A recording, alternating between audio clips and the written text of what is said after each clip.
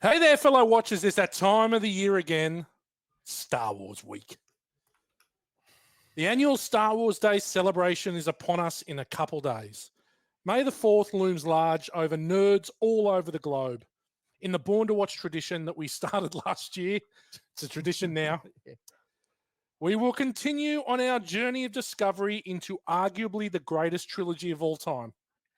Tonight we tackle The Empire Strikes Back, widely considered to be the best of all the Star Wars content to date, and the bar that everything Star Wars is measured against. The middle child of the trilogy, and the movie that establishes Darth Vader as one of cinema's greatest villains. We get a plethora of new characters and vehicles, and everything is turned up to 11 from the original without losing sight of the film's heartbeat, our three heroes. We have a whole team on board this time around. It's a miracle. So let's punch it Chewie and talk all things Empire. G-Man, welcome. Good evening. Great to be back. Had to have a little bit of break after the adventure that was Stripes. We only just finished recording 5 minutes ago. which went for quite a while. Yeah, looking forward to this. Empire Strikes Back, arguably the greatest movie. Let's have a discussion on that. Let's find that out. J-Mo, how are you, mate?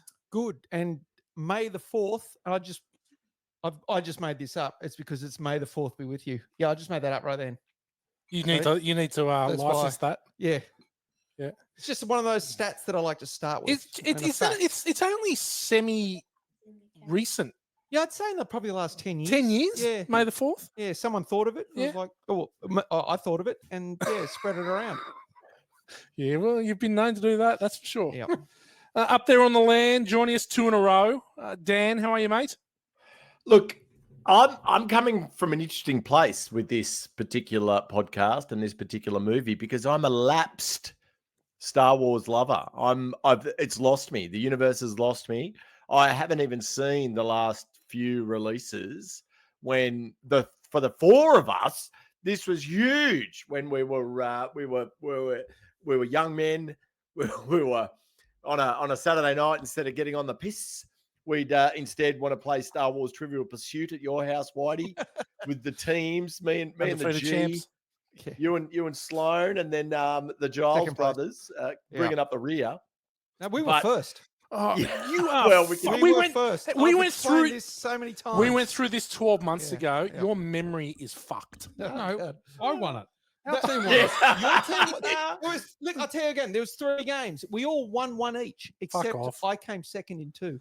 Sloan and I are Chunk undefeated count, champs. on chunk count in total, yes, we're the champions. I tell you who's good at it is Sloan, because he is that much of a Star Wars nerd that he actually reads all of the books that go along with the wider universe. So he knows some zingers when we have that. But anyway, it's interesting because I haven't watched a Star Wars in a while because I'm so pissed off with where it's all gone. The prequels pretty much lost me, but then I thought I'd give it another go with the post sequels, and then they were fucking awful.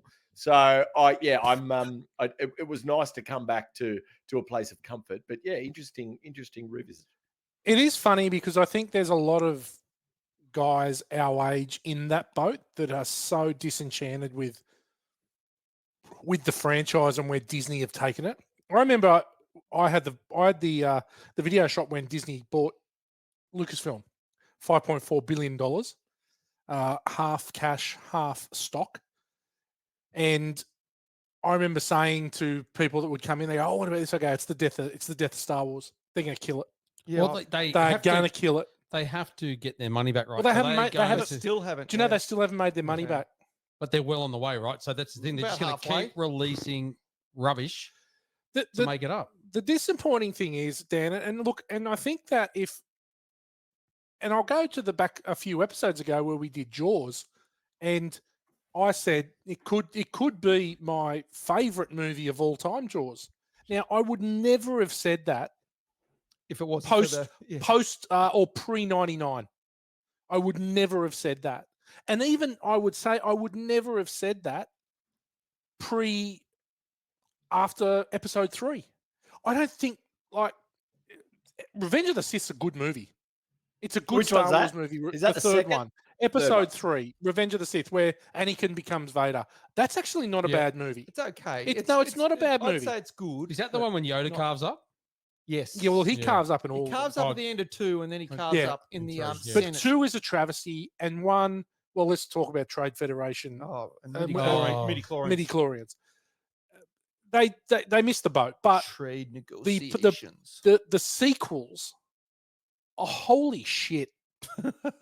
Holy shit! Force Awakens is just a carbon copy of A New Hope, and then the other 2 are so beyond bad. Just the second one, the Ryan Johnson one. Nothing's almost. The Last Jedi. I'd like to review that. It's going to be Rebel Yeah, Moon. That is, numbers. Yeah. it's not great. Anyway, it's good to have us all here. Dan, you weren't here when we did I the was just gonna original. say, was he here for Star No, Wars? he tried to, but he was away. Because we kind of tackled a bit of this stuff back then. We did, And so- we said, and I remember it was like, we're still going to keep these movies in context. I'm not going to let the new stuff. No, and I'm a bit the same. I'm not going to let that sort of cloud what it was. You got to take it back to when you're young and you watch this. Well, let's talk And about that's the thing. absolutely, and let's talk about that now. Let's touch on that now with overs and unders. We're going to start with you up on the land, Dan, and 1980 movie, 44 years old. I've set the overs and unders at what I would think is a fairly reasonable 55. Right? A fairly I reasonable always- 55. I always chuckle every time that this segment's on because the amount of hours we've committed our lives. It's to watching crazy. Some of it, no, it's yeah, work it out. it's Yeah. It's weak. Yeah. People will be blown away by my numbers on this one. But Dan, tell us a little bit about. Well, tell us what your overs and unders are, and then tell us about your first memory of Empire Strikes Back. Well, look, this was definitely one of the 4 movies I had on VHS at my house. So On rotation. it got a hell of a viewing. But look, I'm overs on 55. I'm not ashamed to say that this movie has been seen countless times. And on the revisit, there was not a scene or line of dialogue that I wasn't anticipating nor able to relate to. So yeah, it's been look, this as far as the Star Wars movies goes, I can't stand Jedi. I think that's a styling a pile of turd. It was fine when we were kids, but as an adult, it's very hard to take. It was just basically a way for Lucasfilm to make $1 bazillion on action figures. As far as I'm concerned, the rest of it, I really can't. I probably Marie Kondo'd Jedi if I'm honest about it. But this film, I will always come back to, and I was glad to, as I will with Episode 4 with A New Hope. Yeah, good one. Damo. Oh man, I was so excited to see this movie. Well, you Oh, were my God. old enough to legitimately. I was 10. You were in 10. 80, Yeah, there you go. I was so pumped to see this because on TV they had like the making of Star Wars come on TV. It was Yes. like, and they showed the ice battle. They showed the snow. You know, they had I think trenches. there was dug. there was a movie called it was Empire Strikes Back SFX, which came out, which was the special effects of Empire Strikes Back. Oh Yeah. yeah, and it was So that TV show, I was just salivating. As soon as it came out, I went and saw Star Wars before it at the movies because they had a re-released it. re-release. That's Yeah. the first time I saw Star Wars. Okay, yeah, because I remember going to George Street cinemas to Hoyt's, played whatever was on, pennies, and Yeah, and heck, went it and was the watched good old days. Star Wars, and then 2 weeks later or so, Empire. Yeah, loved it. My overs and unders, I'm on 2, and I reckon I'm about 20. 20? Yep, Okay, for Empire. that's massive for you. Yes, it is, because I think Star Wars I was about 25. You said 25 for Star Yeah. Wars, so 20 for this. You've seen this less than Star Wars. Yeah. Star Wars is the one for me that's the best. Okay, G-Man. I didn't see this when it first came out. Empire. I didn't see it for quite a while, but I can't even. I'm trying to think back to when I actually saw it. Mm. I can't even think of it, but I know that it took me a little while to see it, even though I was busting to see it. And then once I did, I got the numbers up fairly quickly. I would think I'm over 55, but I'm nowhere near you, Whitey, when that comes in. I'd be somewhere in the 60s to 70s, I would think. Yeah, okay. That's good numbers though. That's it's not pretty good. rookie numbers. That's good numbers. Okay, so here we go. I'm like you, Damo. I saw in 1980, I saw the re-release of Star Wars in the cinema. Yeah. That was my first taste of Star Wars because it hadn't been on TV. Prior to that, I don't think. No, I don't think it had either. It wouldn't have been on TV. That's why I went to the movies So again, yeah. so I was introduced to Star Wars at, I'm pretty sure at Hoyt's. at Ring Mall, the twin. Yep. Saw Star Wars there. Then again, a few weeks later, saw Empire Strikes Back at the So movies. this is as a 5-year-old. As you a would watch that. 5-year-old. Wow. Yeah. So I That's remember my interesting. mum and dad taking me to the movies to see them. Wow.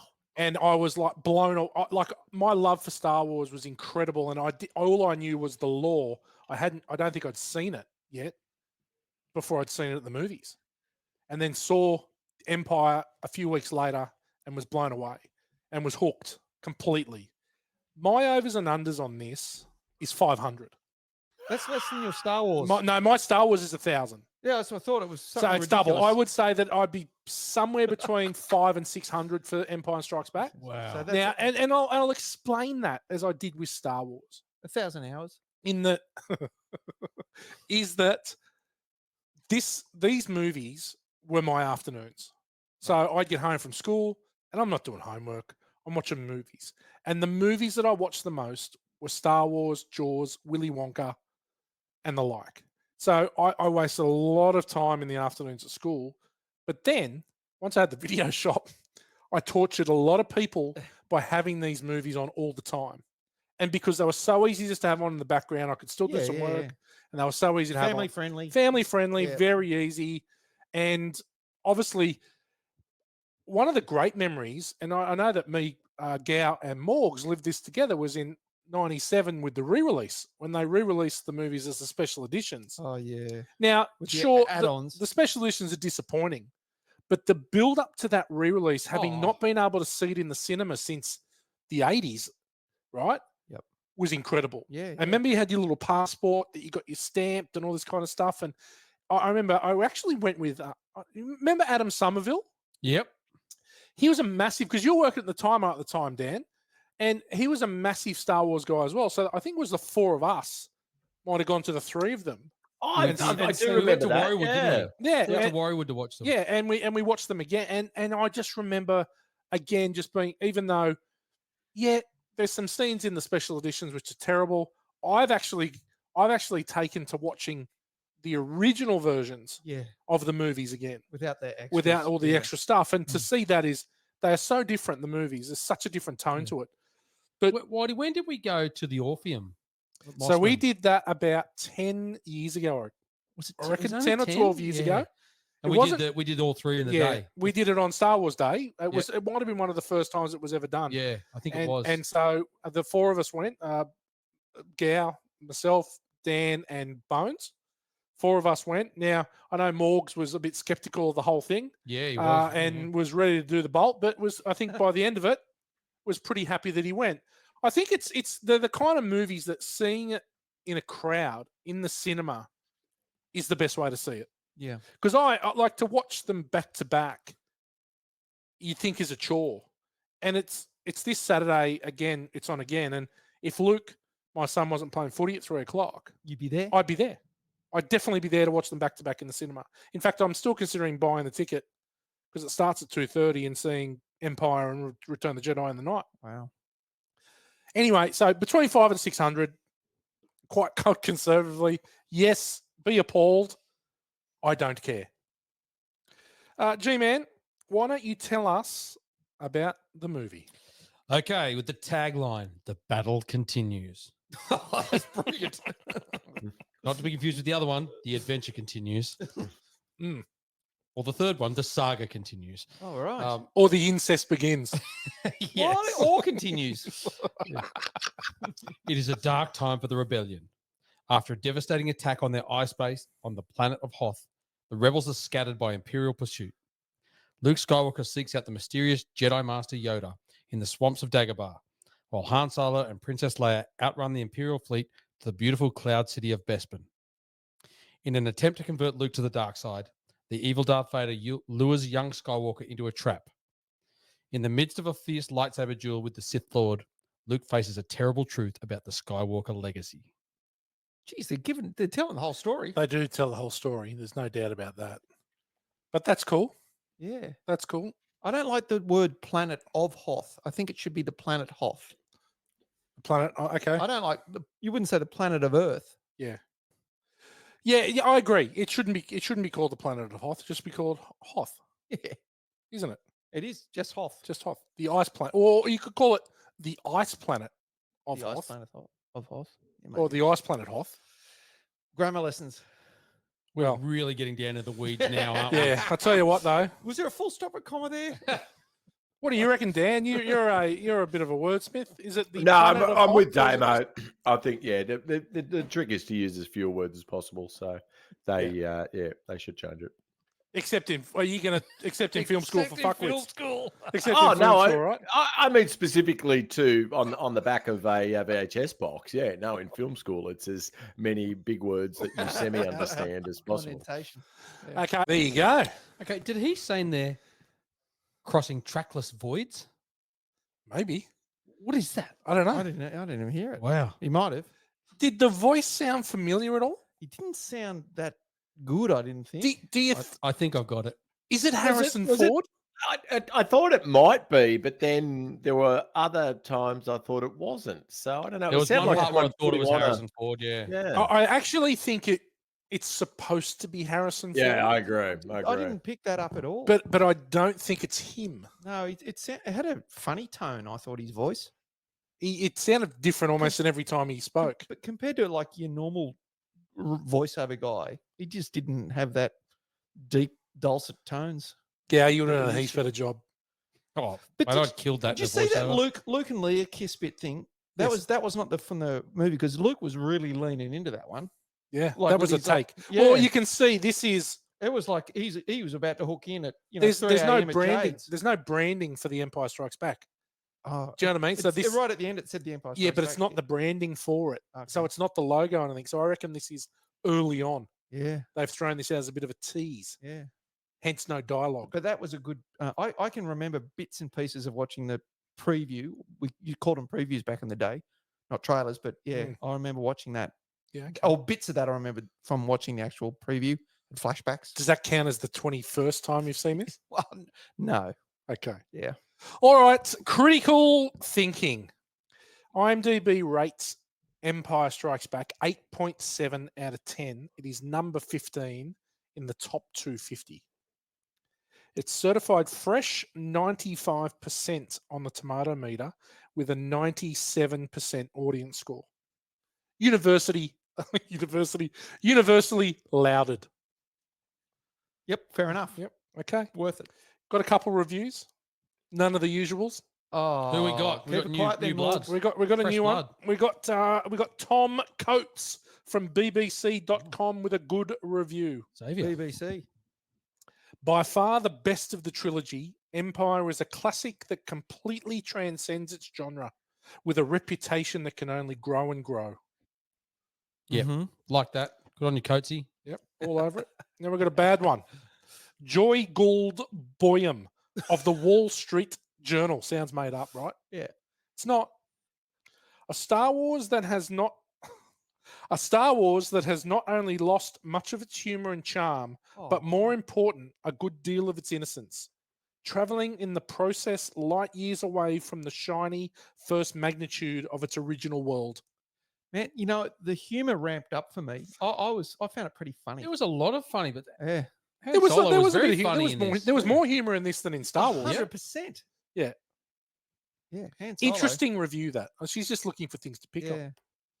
Because it is darker, there's no doubt. It's a darker tone than episode 4. Yeah, but you're learning more about the Force and the dark side, and Yeah. there's a lot more exploration that way, which I thought was Did- great. Do chicks dig Star Wars? I don't know, mate. Not as much as guys, but I'm sure there's probably a 20 to 30% maybe that do. Yeah, I'm guessing. I'm with you, Damo. I think old Joy Gould Bloom and Thorpe. She's in the Is- 70. Yeah, it's many of the females that I know that are similar in vintage to us aren't down with Star Wars. So I don't think she's Robinson Crusoeette on that No. one. But then I do know quite a few that are down with it as well. So interesting. How just many thought I'd girls wondered. have got, like that I've spoken to that always think Darth Vader is Dark Vader or he's Yeah, Dark yeah. Invader? They don't. Lightsaber. Yeah, lightsaber. Yeah, they just. That lightsaber makes me cringe. I want to slap them about the face. Yeah. I know. Similarly, though, we can't really riff on the Twilight series. 100%. Yeah, but the so I Twilight series get is shit. it. To us, but No, to everyone, Dan. there's another person that lives in my household with the same surname that has a vagina that thinks they're awesome, and Say no more. yeah, I've tried every The method movies? known. The Yeah, movies? digs them. Yeah, No one thinks the movie's good. I'm sure there Yeah. are people. You would have remembered that it rented Oh, freaking it good in the did. video It shop. did. But I've so never did seen 50 them. Shades of Grey. I've never seen them. I fast forwarded through it. I've never I watched reckon I've Twilight. seen. I reckon I've Never seen the seen first any one. Twilight. I've seen the first Yeah. one. I remember they played Vampire Baseball. I remember that was pretty cool. I've seen that bit because I saw it in the video shop.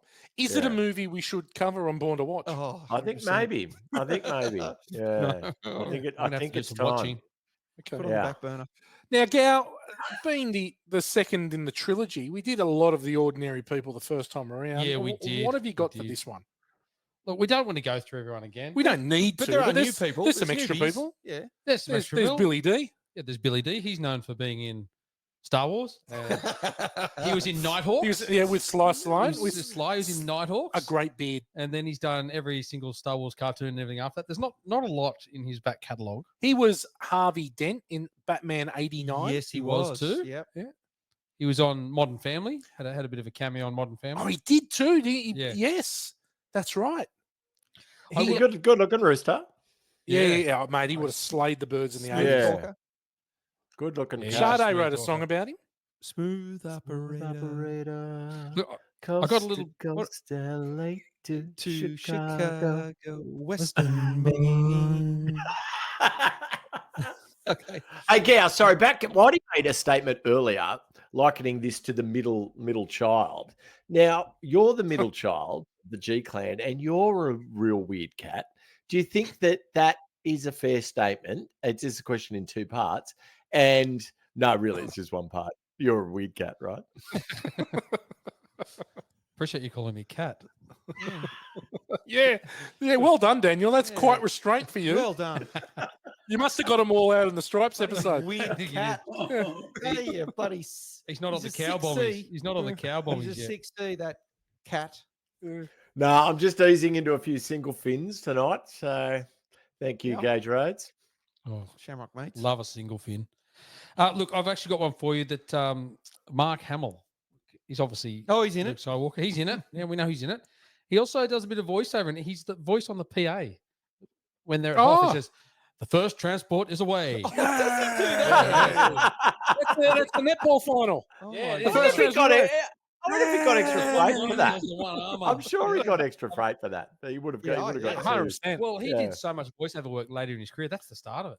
Yeah, What that he was got, his yeah. audition. That's what he got in the Joker in the Yeah, Batman so animated listen series. to this. That's what I modelled my voiceover career on. Yeah. He used to work at Central Train Station. He's done a little bit more than you, though, G-Man. Chats, Little Road, bit more, but- Linfield. Mind the gap. I was, unfortunately, I was focused a lot on karate as a youngster, were. so didn't have time for two careers. Well, You're what about You're reaping the benefits. Yeah, he is.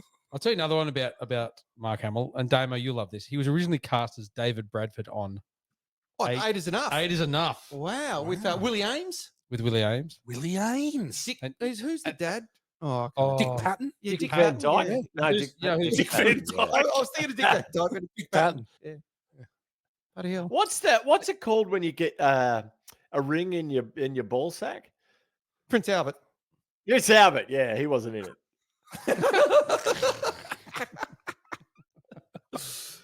Is that a ring in your ball sack, No, or is I that a think ring in your member? I don't think it matters. I think it's just Any- anywhere. I Oh, think yeah, general it's area. some sort of but no, you're right. I think it might be over the glands. Do you think anyone's ever had a ring in the taint? In the notcher? Ooh. Ouch. Ooh. Hey, is there any? What about Frank Oz? Yoda? Yeah, he was in it. Yoda. Yeah, he's had a pretty good career. He's Miss Piggy and Fozzie He has. Bear. He was Fozzie the Bear for 6 or 7 years. Ah! What's That's that? not Fozzie. Is Fozzie here? Is Fozzie? Hey, Fozzie. Hey, welcome to the podcast, Fozzie. Are you there with Was it Inspector Fozzie Todd? that used to do the hiya hiya? Is that Fozzie? No, Is that fucking Foley in here? Hey, Buffalo Bill, are you here as well? What do you think? She a great big fat girl. Oh, and Fozzie Bear as well. It's a Settle incredible- down, Fuzzy. I mean, Fozzie. Fuzzy Bear. Kick of the nuts. Around the tent. Yeah, look, there's a lot of new characters. A lot of them are behind masks. Yep. That we can't really talk about. The interesting thing is that the special edition for Boba Fett, Yes. Tamira Morrison's voice, they overdubbed Yeah, it I did later on notice that. after the right. prequel. So there's been that many changes done. Because also, I do chuckle every time Boba Fett goes, load Captain Solo in the cargo hold. The original actor said, load Captain Cargo in the solo hold. No, he didn't. Yeah, they had to redouble. Awesome. Wow, really? Jeez. Yeah. Oh, no wonder. Yeah, because I was watching it last night and I heard Tamara Morrison's voice in it. Yeah, I Yeah. thought it was So too. And they've I was obviously thinking, gone how is back this to- possible? Yeah, Yeah. he said, load Captain Solo in the cargo hold and cook me some fucking eggs. Cook me some eggs, Biff. Cuzzy, bro. Cook me some eggs, Darth. All right, yeah, let's move on. Okay. We've been through the cast. Why don't you? Have you got any budget? Yep, I box do. office, all that kind of stuff. I Because do. I've got some awards. This movie grossed 291.7 million domestically, 257 million internationally for 549 worldwide. Ooh. It made It's a lot of money. it had a $23 million budget and it made 4.9 million on its opening weekend. Now I looked at it, I thought, geez, this is the trilogy of one of the biggest movies ever. Sorry, the follow-up. $2 a ticket to go and see it, though. Well, no, the thing was, it only opened in a limited number of theaters. I think it was only 126 something like that, What? because it was first released on 70mm film, and that was Right. only for like the Beverly Hills casino Right. movie theaters. Yep. So it couldn't go out onto them until it was released on the standard 35mm for other theaters in North America. So that's what slowed it down for the Okay. opening weekend. Yeah. Look, for money wise, that year it was the number one at $549 million. Second that year was 9 to 5, 103,000. So there's the difference. Working 9 to 5. Great movie. Yep. Third one was Stir Crazy. Oh, yeah. Sloan Nixon favorite. Airplane at number 4. Oh, Flying flying High. high to Yep. us. Yep. And number 5, Clint Eastwood, Any Which Way You Can. Oh, mate, there's 4 comedies. Philo Beto, yeah. Is every other movie a comedy? Action Well, then comedy. Private Benjamin, number 6. Yeah, okay. No, Smoking the comedy. Bandit 2, number 8. Another Coal one, Miner's action Daughter comedy. at 7. Sissy Spacek. Yeah, The Blues was at 10. But look, movies that year, The Elephant Man and Raging Bull tied for the most noms with 8 each. Look alike in that one. Morgs alike. Um, I don't know which movie it was, though.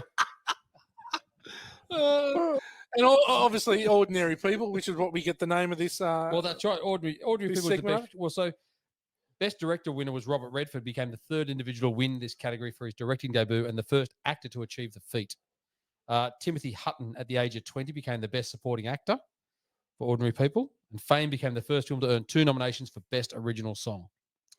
Great Empire song. scored 1 Oscar for best sound and was nominated for a few others. But as you said, Robert De Niro got the best actor for Raging Bull, Sissy Spacek for Coal Miner's Daughter, Timothy Hutton for Ordinary People, and Mary Steenburgen for Melvin and Howard got best supporting actress. Oh, Mary. I think she's a good sort.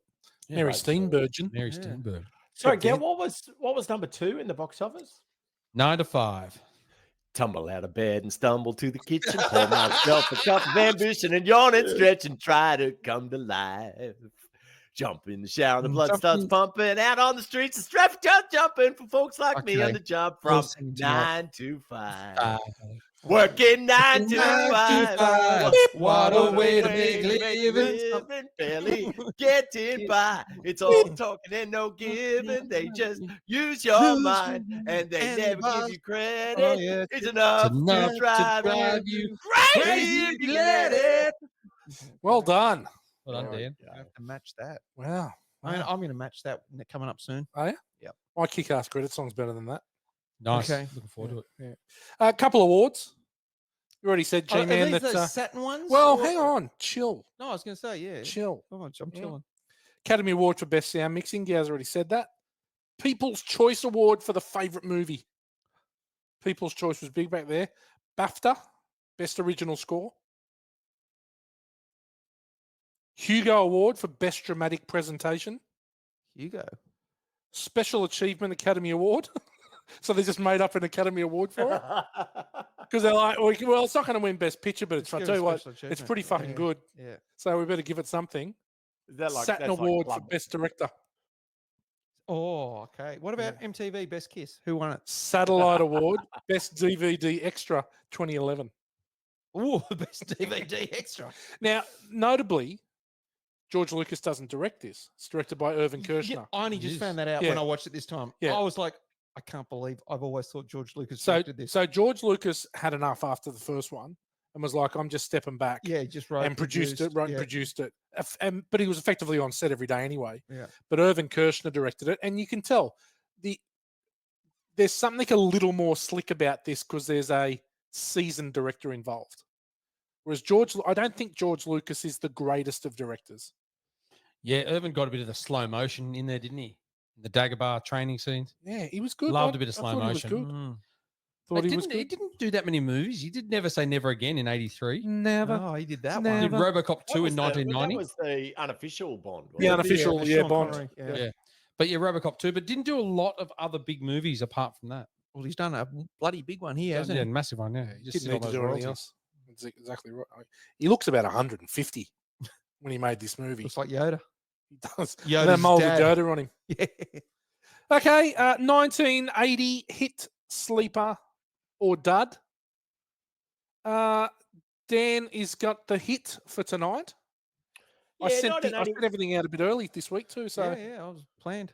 Dan, take it We away have- for your hit. we 1980 before, but I wanted to revisit a film that I don't think we frothed out hard enough on, and a real hit for me, which was something I didn't discover until way later than 1980, but Flash Gordon, which I think Oh, is yes.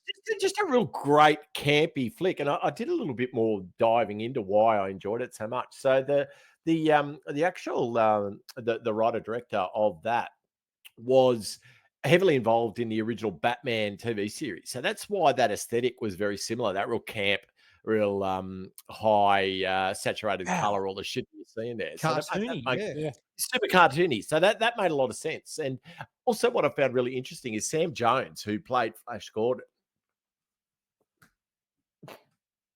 Can't fart out his mouth. Marcel. Sorry about that. Sam Jones, who played Flash Gordon, who was a semi-professional NFL player. He played for the feeder team for the Seattle Hawks. He actually left before they concluded principal photography of the film. So what you might notice is that it's not his dialogue in a lot of the scenes. Actually overdubbed him with another actor because he had a blow up with the producer. And there's actually a documentary about it, which is really cool. I forget the name of it, but it's worth a look, and I'll post it onto our MySpace page. But I just think that it was really big in England because that's where it was shot. It was shot on a couple of sound stages in the UK and did very well there. But internationally, it wasn't a big hit. Did you guys make any money out of it, out of the video shop? Did anyone have any interest in Flash Gordon by the time you two were in the industry? No, not me. No, Great soundtrack. Queen yeah, did the Superb. soundtrack. Queen written Unreal. soundtrack.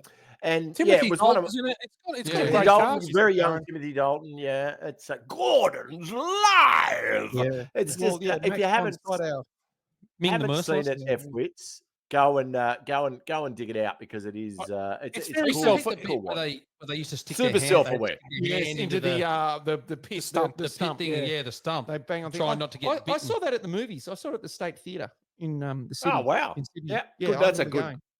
That was always a good mission to go and see a movie at the State Theatre. That's Yeah. good venue. Yeah, there we go. Anyway, Flash Gordon, Good F-Wits, Well done. check it out. G-Man, you've got the sleeper. Now, I had one, but I think Morgs has already done this. The Club. Did Morgs talk about Oh, the I Club? did the Club. Oh, The no, yeah, Australian Damo. Club. Yeah, Jack Thompson. Yeah, He's been Jack up his- Thompson, he's Graham been up his Kennedy. mother and his legless sister. Oh, that's some funny stuff. Oh, it's one of the greats. So my one, now Morgs, I've got a couple here because just Oh, good couple. Aussie ones. Just good. I'll go quickly because my actual sleeper was Breaker Morant. Oh, yeah. Oh, shoot Oh, straight, you what's your name? bastards. Pretty slow, I reckon. Yep. Yeah, it is. Brian Brown as well. But it is a court marshalling. So it look great Aussie. I remember watching as a kid and loved it. Edward Woodward, Jack Thompson, John Waters, Brian Brown, obviously, Terrence Donovan, Ray Marr, and of course, Yeah. the man that was in every movies in the 80s, Bruce Spence. Titbug Tingwell. Charles Thompson. Bud Tingwell. All right. That was about Tingwell. Titbug Tingwell. Tick bud. Look, my other one I just caught my eye was another Aussie movie, Fatty Finn. Oh, I saw that at Oh the my movies. God. too.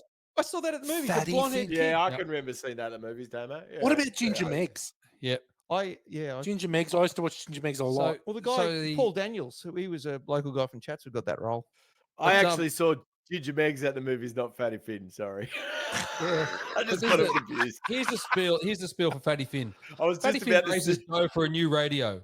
Along the way, he encounters mishaps with a gang of bullies. So here's some names for you that are in this. Aussies. Ben Oxenbould. Oh, yeah. Ah, Rebecca Rigg. She's a good sort, Rebecca Yep. Rigg. Great Bert sort. Newton. Oh, Noni she was Hazelwood. married the dad. to Ian Baker Finch. Oh. Rebecca No, Rigg not was. Ian Baker Finch. The other Simon Baker Simon Denny. Baker Denny. Wasn't it Jason Simmons? Deacon Baker Finch. What are your best, Dan? Noni Hazelwood's Lorraine Bailey from the Sullivans. Oh, yeah. Yeah. Henry Zepps. Oh, him? yeah.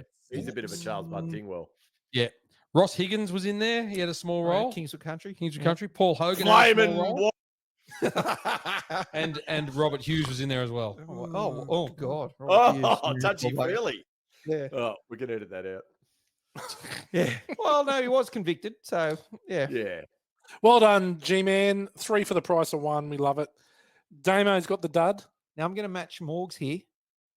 Everyone you meet, the Children in the street are sway into the rhythm. The something something moving in 'em. moving in 'em. Yeah. There's no place to hide. So we did this in our like year 9 school bloody performance night. We all sung Barrack Dads? Can't Stop the Music. Yeah, so that's my You my dad. can't stop the music. It's I love the Village People. Massive fan. Where did you? Who's your favourite? Apparently, there's a gay guy in it too. I wasn't sure. Which one? The leather guy. Yeah. The one with the moustache. Yeah, What my school? we- What school? What school? St. Pius at Chatswood. We did this Right. Okay. like all boys, all of us Yeah. boys in year 9 singing You Can't Stop the Music with dance moves and like pointing, You Can't Stop the Music. Wow. You know, yeah. Ooh, Anyway, goodness. That's not right. we were forced to do it. And yeah. And the other year we did the Pirates of Penzance with cat-like tread upon our prey we steal in silent dread. All of us boys dressed up like pirates. So anyway, yeah. That's my dad. You Okay. can't Well, stop the well, music. I'm the swinger this Swinger. week. My movie, 1980, Al Pacino's Cruising. Oh. Right. Oh. Now, Oh. a police officer goes undercover in the underground S&M Oh, gay subculture of New We've York talked about City this, yeah. to catch a serial killer who is preying on gay men. This is one of the Ooh. darkest movies. This is 8mm before 8mm. Oh, wow. I don't think I've And seen it is, Morgs, I think you quite like it. Well, he's in I like the no, subject no, matter. No, it's not because Why? not You cruising for a not piece of ass? look, Because he's not in the background. not because it reminds him of a Thursday night, but just because I think it's an interesting film. Yeah. Karen Allen. Yeah, I'll we talked check Karen about- Allen's yeah. his girlfriend. Yeah, Karen in Allen. it. Paul Sorvino's in it. Yeah, it's really really heavy. Ooh. Okay. And if you've not seen it, worth a watch. Yep. At So once, far it's a one different watcher. to the Gwyneth Paltrow and Huey Lewis bit.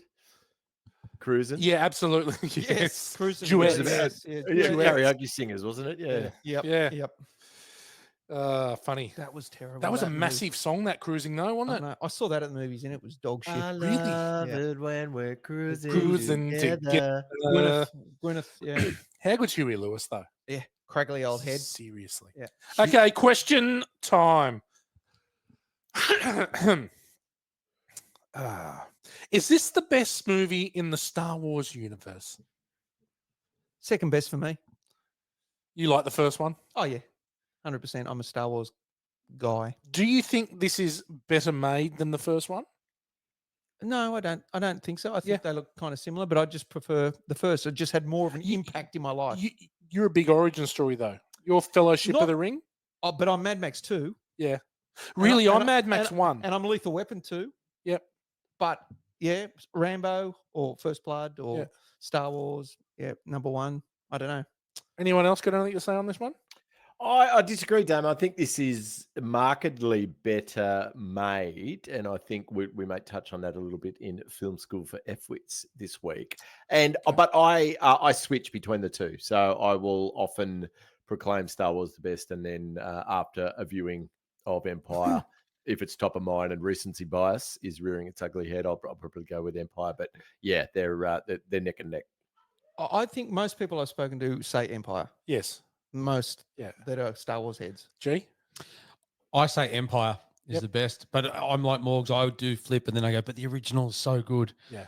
At the moment, I love rewatching this. It's such a good movie, gets so much into the story. Yeah. Yeah. I say Empire. I'm with you, Damo. I like the first one. That's the one that had the most impact on my life. But when I watch this, I go, I think this is a better made film, a better put together movie. And I think that's purely because George Lucas has taken out of the creative aspect of it. Maybe, yeah. Yeah, but I'm with you. Star Wars in front. What did the members of the Yoda Club think about? Oh, hell yeah. So Look, yeah, we what was were- the discussion? Look, Well, this was the inspiration for starting the club. 100%. 100%. Holy shit, this is the origin story. It is the origin. This is the So origin just of the Yoda for, Club. for people that may be new to the podcast, so the Yoda Club was a club that Matt and the street in Ambleside Street in Wheeler Heights, all of the young fellas, of which a few still listen to the pod to this day, they started a club and they would speak in the Yoda voice. That's correct. That was, yeah. Still got it. Frank Oz. Still got it. Is Frank Oz here? Still got it. There It is no sounded like track. what's his name off the Do in or between do us. not. There is no tray. Still But got in it. order to become a member of the Yoda Club, you had designed an initiation that Yep. was you required a new member to eat white dog shit. That was That's a I don't think reasonable there's any way to sugarcoat that. We didn't that's- sugarcoat. Look, we didn't sugarcoat the white dog shit. It was look, Would and spoil it. look. I've defended myself. I've taken some penance on this. It's not a highlight of my life, but it's the adventures that make us who we are. Yeah. Okay. And the Yoda Club made me the man I am today, and it definitely made at least a couple of people the man they are today. Stomach full of white dog shit. That's it. You lay this shit on me? Dale Dolbeck. But what did it? So did the Yoda Club? If you let's watch a movie today? What the Yoda Club? Do you remember? What Oh, you well, it'd gravitated definitely be for? Empire. It would definitely the choice would be Empire because we'd have to, Yoda's in it. we'd have to give respects to our founding father, who was 700 years old. Yep. Eat the dog shit, you White will. dog shit you must eat. Oh, that was in the director's cut. Yeah. Okay. Why would Han be so concerned about Jabba? Surely the protection of the rebellion is going to be okay. So he says to General Maydean, he says, the bounty hunter we ran into an Ord Mendel. It has made me think, and he goes, oh, death mark's not an easy thing to live with. Who gives a fuck about the death mark? Got a death mark. Regardless. He's in a war. Yeah. Yeah, but he was never going to hang around with the rebels, though, was he? He was never in there for the long haul. I don't think. no, I always he- got the impression he wanted to get out. Yeah. I think there were, I agree, Gal. I think he didn't want to hang around, but He was he's- hanging around for Leia. yeah, he wanted a bit. Wanted a bit. Maybe that's why he was such a rager at the start of the movie. He wasn't Yeah. getting Yeah, any. blue balls. Yeah, he was filthy. Yeah. It only gets worse for him. Yeah. They didn't get any time together alone. C3PO kept butting in, Oh, cock blocking him. The C stands for cock block. It's cock block 3PO. Penis. Yeah, I think it's a bit weird. He should have just been like, fuck Jabba. Move on. Is there a better reply to I love you? Oh, yes. Family Guy. Fuck off. That'll be on the socials this week. Yeah. now there is a story behind that. Yeah, I'd fill us in, yeah. There is a story because when he's about to be frozen, she says, "I love you," and he says, "I know." But he was supposed to say, "Just remember that, Leia, because I'll be back." Yeah, he's supposed to say I'll be back. Yeah. What? Yeah. But the thing was, after they made the first movie, they'd signed Mark Hamill and Carrie Fisher had signed a 3-movie deal, and he hadn't. Oh, And okay. he wasn't sure if he was going to come back. because he originally he wanted to be killed off. After that, He was never. He didn't buy in. he didn't buy in. No. Either was a Alec bit too Guinness- cool. Yeah. Harrison Ford is a bit too cool for school generally. Yeah. So he'd requested him to kill off Solo, but then George Lucas said, "No, I've still got a heroic part for him in Return of the Jedi," so he didn't get rid of him. George Lucas said, "Fuck off." So that was the reason. So then they went together. They said, "Well, what if I just say this?" And then he said, well, it's I think it was ad libbed. I think it was iconic. ad libbed on the No. point on the thing, wasn't it? false. No, it wasn't. It wasn't ad libbed. They talked about They it. did talk about it. Okay, But well done to it you. was a But- hand type of thing that he would say. It was It's but so that- good. He's cocky. That's the sort of thing. he'd Harrison say. Ford went to George Lucas or went to the writers and said, "I think he should say this." Yeah. And they went, "Right, Yeah. that's perfect." Yeah. Yeah, I Because like it is something he would have said. It would, yep. Okay, so after this movie, Boba Fett becomes this massive figure in the Star Wars Oh, universe, yeah. right?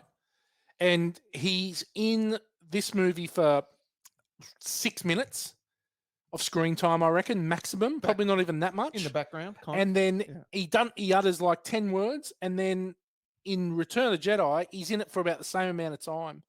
And for some reason, he's become this icon of yeah. Star Wars.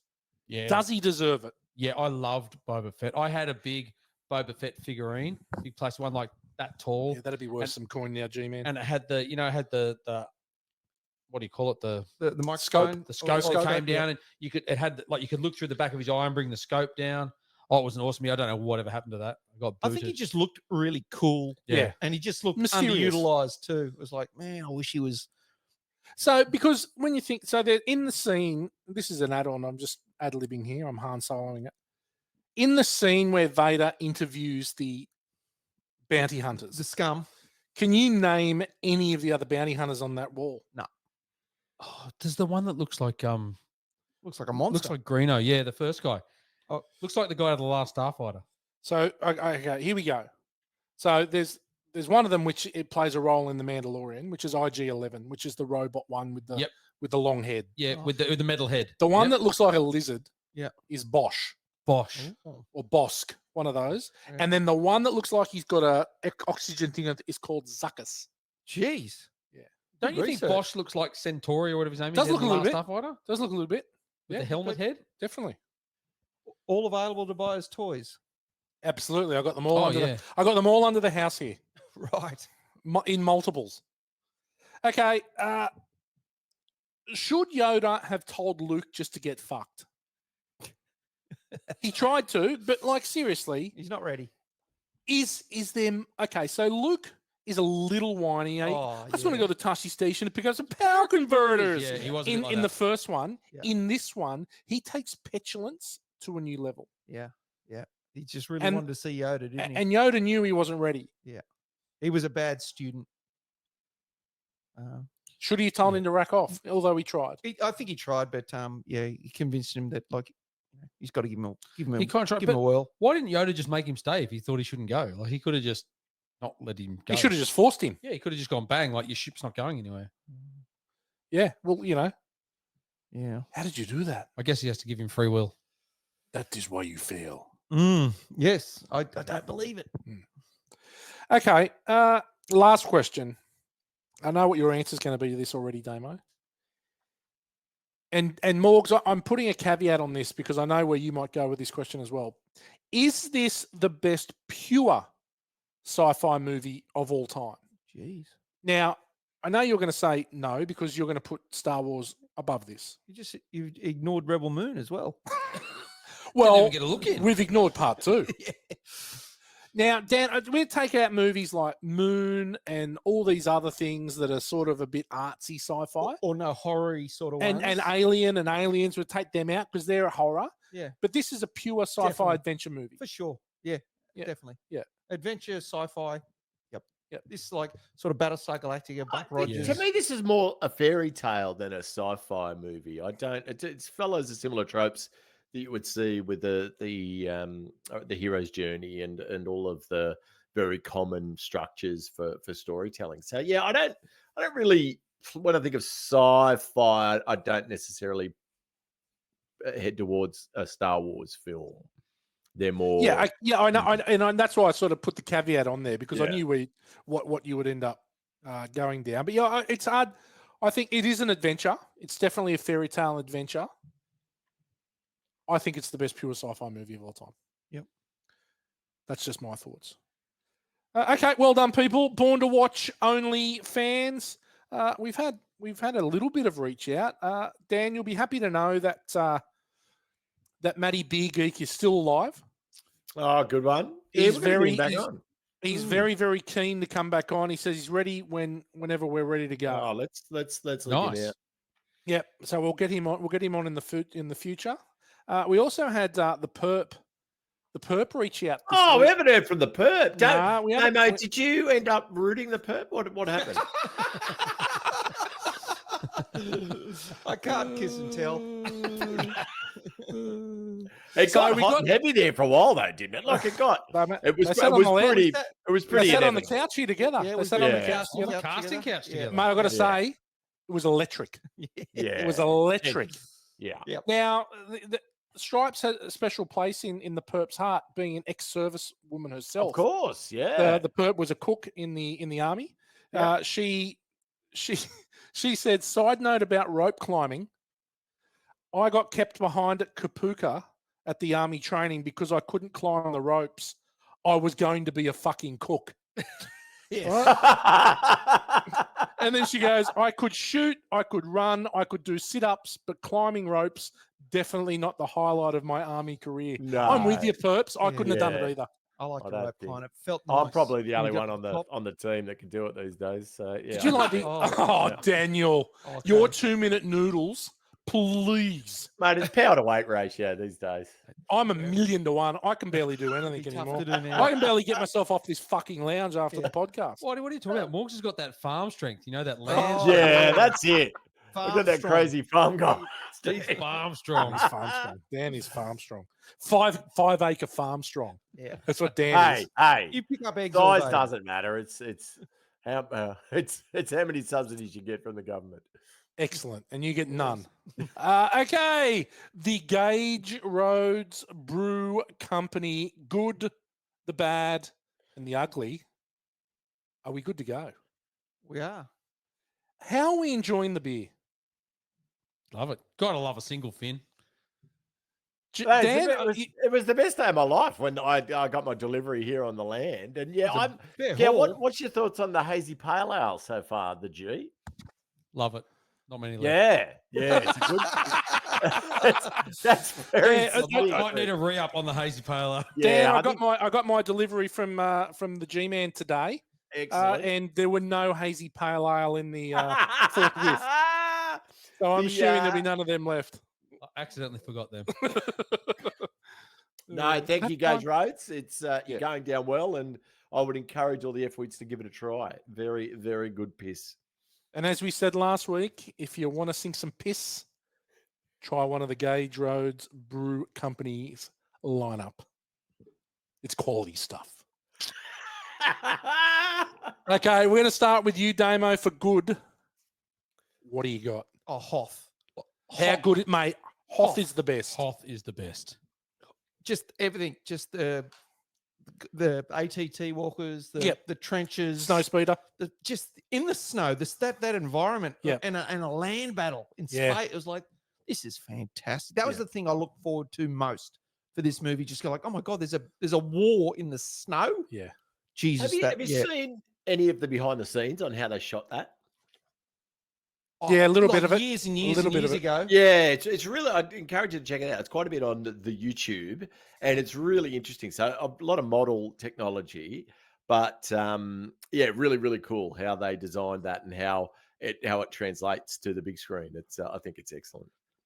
And they got the Norwegian army in there. Army in there, yeah. I mean, seriously, those guys in the trenches didn't really have much of an impact on the battle, did they? Mate, imagine them saying, Nothing. right, get No, out it was there, get cannon your fodder. guns out in the Yeah. snow, and Yeah. then the AT-ATs come towards you. Go, oh, cool, just shoot at those. Let me Yeah. just, no, Hoth was awesome. But Han Solo in that opening, like half of the movie, he dominates this movie. Mate, you just reading my notes. I'll go Han Solo.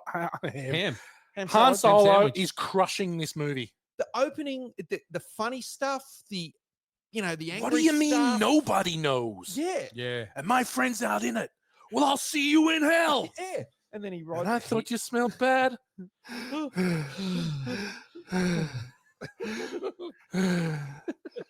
On the outside. Well, that's He was a rager, wasn't he? Mate, He he- was. Absolute rager. but he was funny too. Yeah, he was funny. Everything. No, it was either funny or This is his movie. 100% his Well, movie. yeah. One of my goods into that was the tension between him and Leia. Like that's Yeah, it it was was really funny. good. Blue ball And it was tension. Yeah. funny, and it was, Yeah. and they were angry at each other. He could and they- use a good kiss. On that line, that's my quotes. Yeah. Like the way he delivered that. That whole thing through the corridor, Yeah. mate, he is just killing it. Look, the best thing for me though is the introduction to the Imperial March. Right. Oh, So the Darth Vader theme or Yeah. leitmotif, as Sloane calls them. LEI. Look, we've done probably the best character themes recently. We've done Jaws. Yep. We've done Rocky. Mate, all that's missing is James Bond and Mission Impossible for like the best ones. But Yeah. the Imperial March, the Darth Vader theme, it is so freaking amazingly It's good. fucking incredible. It is. It's definitely, and then because it develops into the next one too, and they play it differently with different instruments. Has it, depending on it's a really versatile one like Rocky as well. has it surpassed the opening theme? Oh yes, I do think so. You know that and the Two Moon Sunset bit, Oh, the bit where it's that is it's fucking incredible. it's called the Rescue of Leia or Yeah. no, the Princess appears. That part, that French horn there with that Oh, Two Moon mate. Sun. That's more like probably that and the two favorite bits. Yeah, Mm. but yeah, and then the themes probably Star Wars. That was themes an probably too. excellent rendition, Matthew. You like that? Yeah. Thank you. Thank you. Look, the other thing I like too was this is compared to the new movies. The No, that training. sounded like a tauntaun. Oh, it sounded like Gal Werbing. Yeah, no, but the training, you understood how important the training was, and the training was comprehensive, and you needed to train, otherwise you could turn this, and there was a lot of at stake. Whereas the new movies, pick up a lightsaber and you're already a fully Yeah. qualified Well, Ray's Jedi. not even a Jedi. If Finn's that's- not even a Jedi. Like, it's ridiculous. I know, it just shows You you have like to earn the right. absolutely, yeah, and the whole premise that it's this sort of spiritual thing, and it's everywhere, and it's all around It's you. the midi-chlorians. And then it turns to science in the Phantom Yeah, Menace, which yeah. is bullshit. That's why I really like the way that they did it in this, and it just showed you how important it was, and yeah, and if don't succumb to your hate, because then you'll become the bad one. Like Yeah. it was just it just showed how much was at stake. And the other thing I'll just say is there were two bombshells, obviously, in this movie. One was Yeah. obviously the dad, the father. No, I'm your father. But the other bombshell was really not even talked about when Yoda said to There is Obi-Wan, another. there is another. Yeah. It was kind of like It was underplayed. you didn't really think about it till later. It was like, hang on, there's another freaking big bombshell in this movie. Everyone focused on the one, Yeah. Yeah. but that bombshell was a real thing that sort of you thought about it all. You go, hang on, what the hell is that they're talking about? Yeah. I remember hearing that and thinking, what is that? And then you're waiting for the third to go, what is it? What is it? And it's not until the last 5 minutes of the movie that it plays it out. And that actual Leia's face when Luke's calling out to her, and then the music plays and she has that connection. Her face is freaking brilliant there. Yeah. Well, And- she's probably coked out of her head. Yeah, Carrie Fisher. But it's just dawned on her. I know where he is. Yeah, And- turn but around. We're going to turn I around. loved her face in that scene. Yeah. But yeah, and that's my good. Dan, what do you got for good? I really liked the fact that they kept what Damo just said, the two it's startling revelations. They kept the main one under wraps. So I'm sure Gow's got this in his whatever the fuck he does when I have a little snooze and take another sip of my beer. But when they shot the scene where Luke, I am your father, obviously the actor David Prowse, is that his name? Yep, I David think Prowse, it is, yeah. yeah. He actually said Obi-Wan killed your father when they were shooting it. So there were only 5 people that knew that it was they were going to go ahead with the fact that Darth Vader killed, was his father. And James Earl Jones, because he was doing voiceover work, he was one of them, especially. And he did believe it. He thought it was bullshit when they said it. So he'd obviously become quite entwined in the roller coaster of the story. And he was like, "No, what? This is a double snake. This isn't true." So I found that really interesting. But yeah, only 5 humans knew it before the movie was released. So that's pretty impressive. No, it was good. Yeah, Can't keep a secret like that What- nowadays, can you? I was No, wondering no too if way. I did get a spoiler before I went and saw the movie. There's no way, mate. But I think if someone saw it, I'm sure there's the rumor going around the school that Darth Vader's Luke's dad. I'm sure You I wouldn't have heard- believed it though. Yeah, I know. There's no way you would have believed Yeah. it. No way. G-Man. I've got a few quick ones here.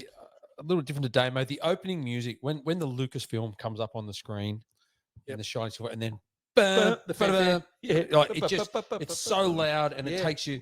It reminds me of like Maverick when it happens with Top Gun. You know, when you just transported straight back into it, but you just get that chill, right? You're like, oh yeah, here we go, and it's just so. Oh no, it gets you in it's straight so away. That good, music. yeah. It's hooked. It punches you in the music. face. Yeah, it Mate, does. I think I said it the last time when we did Star Wars that I actually thought that the 20th Century Fox fanfare was part of the theme. Yeah. It wasn't until I was probably 15 that I realised, oh no, fuck, this is on other movies. Yeah. Yeah. Tauntauns and AT-ATs, love them. Yeah. Oh, great. everything in Hoth is Everything in incredible. Hoth is awesome. I love the. Oh, is there a tauntaun here? Oh, Hey, someone. wow. It's incredible. He's been Fozzie Bear and Gentle now Bear. It's That another was Morgul. Fozzie Bear or the Tauntaun. It's the same character. I love the Imperial Guards with their big long white helmets. Oh, yeah, yeah, they changed up the stormtroopers. red in ones? every- No, Or no, the the- white ones. No. Oh, the snow The snow ones. the yeah. snow It's troopers. like- Standing- I remember seeing the first time. Oh, how good's that? Yeah. Like, they're different. Just Well, a I've got them up different there. The stormtrooper. things up on the shelf there. They're incredible. Loved in Hoth when we saw the full size X-wing and the Falcon under repair in the Oh, Hoth base. yeah. Actually, when they walk in, you're really cool Get just to the see them there. scale. And you see the size of them. Yeah, Yeah. they're actually you actually Practical see the ship. effects, despite the fact Yeah. they did use some front projection and some other visual effects from Industrial Light and Magic. That was cool that they did have budget for those full size replicas. Loved the scene where you see Darth's head in the chamber when his helmet's off. Oh 'Cause yeah, there's just so much talk around, like you said, around the schoolyard about Darth and what had happened to him and Yeah. all that kind of stuff. And so it was really cool to see, see his head there and you just get that one little bit when he comes out of the chamber. The Dagobah training sequence, it's one of my favorites in the movies where Luke goes into the cave and then gets set upon by Darth Vader. Yeah. Goes into Irvin slow-mo. Yep. I already said about the exploration of the Force and the dark side. I really like how Yoda starts to bring that, starts talking more about the dark side and what it is and how much it can affect Luke. And the carbon freezing scene. Oh, I quite like everything and that about set. Bespin, but Yeah. I do like that. That set is the best Star Wars has ever looked. Yeah, it's The unreal. isn't it? lightsaber fight between Vader and Luke is the best it's ever looked. The orange, when the he's smoke, Yeah. it is when fucking Vader's standing incredible. at the top of the stairs with all the Oh, orange the and the TV's dark. Yeah, I had a the t-shirt with him at the top of the stairs with mate, it's just But do you know what was good and how they've stuffed it up now? The lightsabers didn't emit light so now they're using it as a main source of light. So you see the lightsaber and it just washes out the scenes so much. And you compare it with those scenes where the lightsabers don't emit light. Yeah. They're bright, yeah. but they're not the source of light. yeah. And you look at the new ones with the source of light now, and the shots look so flat and shit. I don't know why they've done that, but that's why it looks so good. Those Yeah, original ones. Yeah. And just saying that lightsabers in general were freaking Yeah, awesome. cool. as a kid. Lightsaber. Lifesaver. Anyway, that's me. Well done, G man. Okay, I'll run through these pretty quickly. 2 hours and 7 minutes of slick perfection. Ooh. Doesn't feel 2 hours and 7 minutes. Easy and, watch. And again, it's one of these movies where there's and I'll get it to him bad, but apart from maybe one or two scenes, it's just everything's there for a reason, right? It's pushing it forward. I've already mentioned Han crushing it.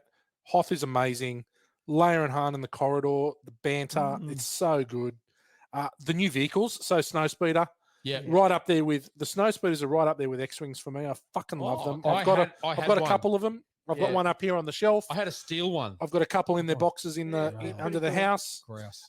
All the vehicles. So the new vehicles, the AT, the ATST, Slave One, all these new vehicles are great. All the new characters are great. So the snow troopers, everything is so good. And the new big Imperial battleship or Yeah. the big one? Yeah, the the real big destroyer, the big destroyer. Yeah, they're massive ones. The gear, the outfits they wear. So start with the jumpsuits. So Luke's speeder the jumpsuit, orange one. which is an add-on from the X-wing jumpsuit because it's got the cold additions in Yeah. it.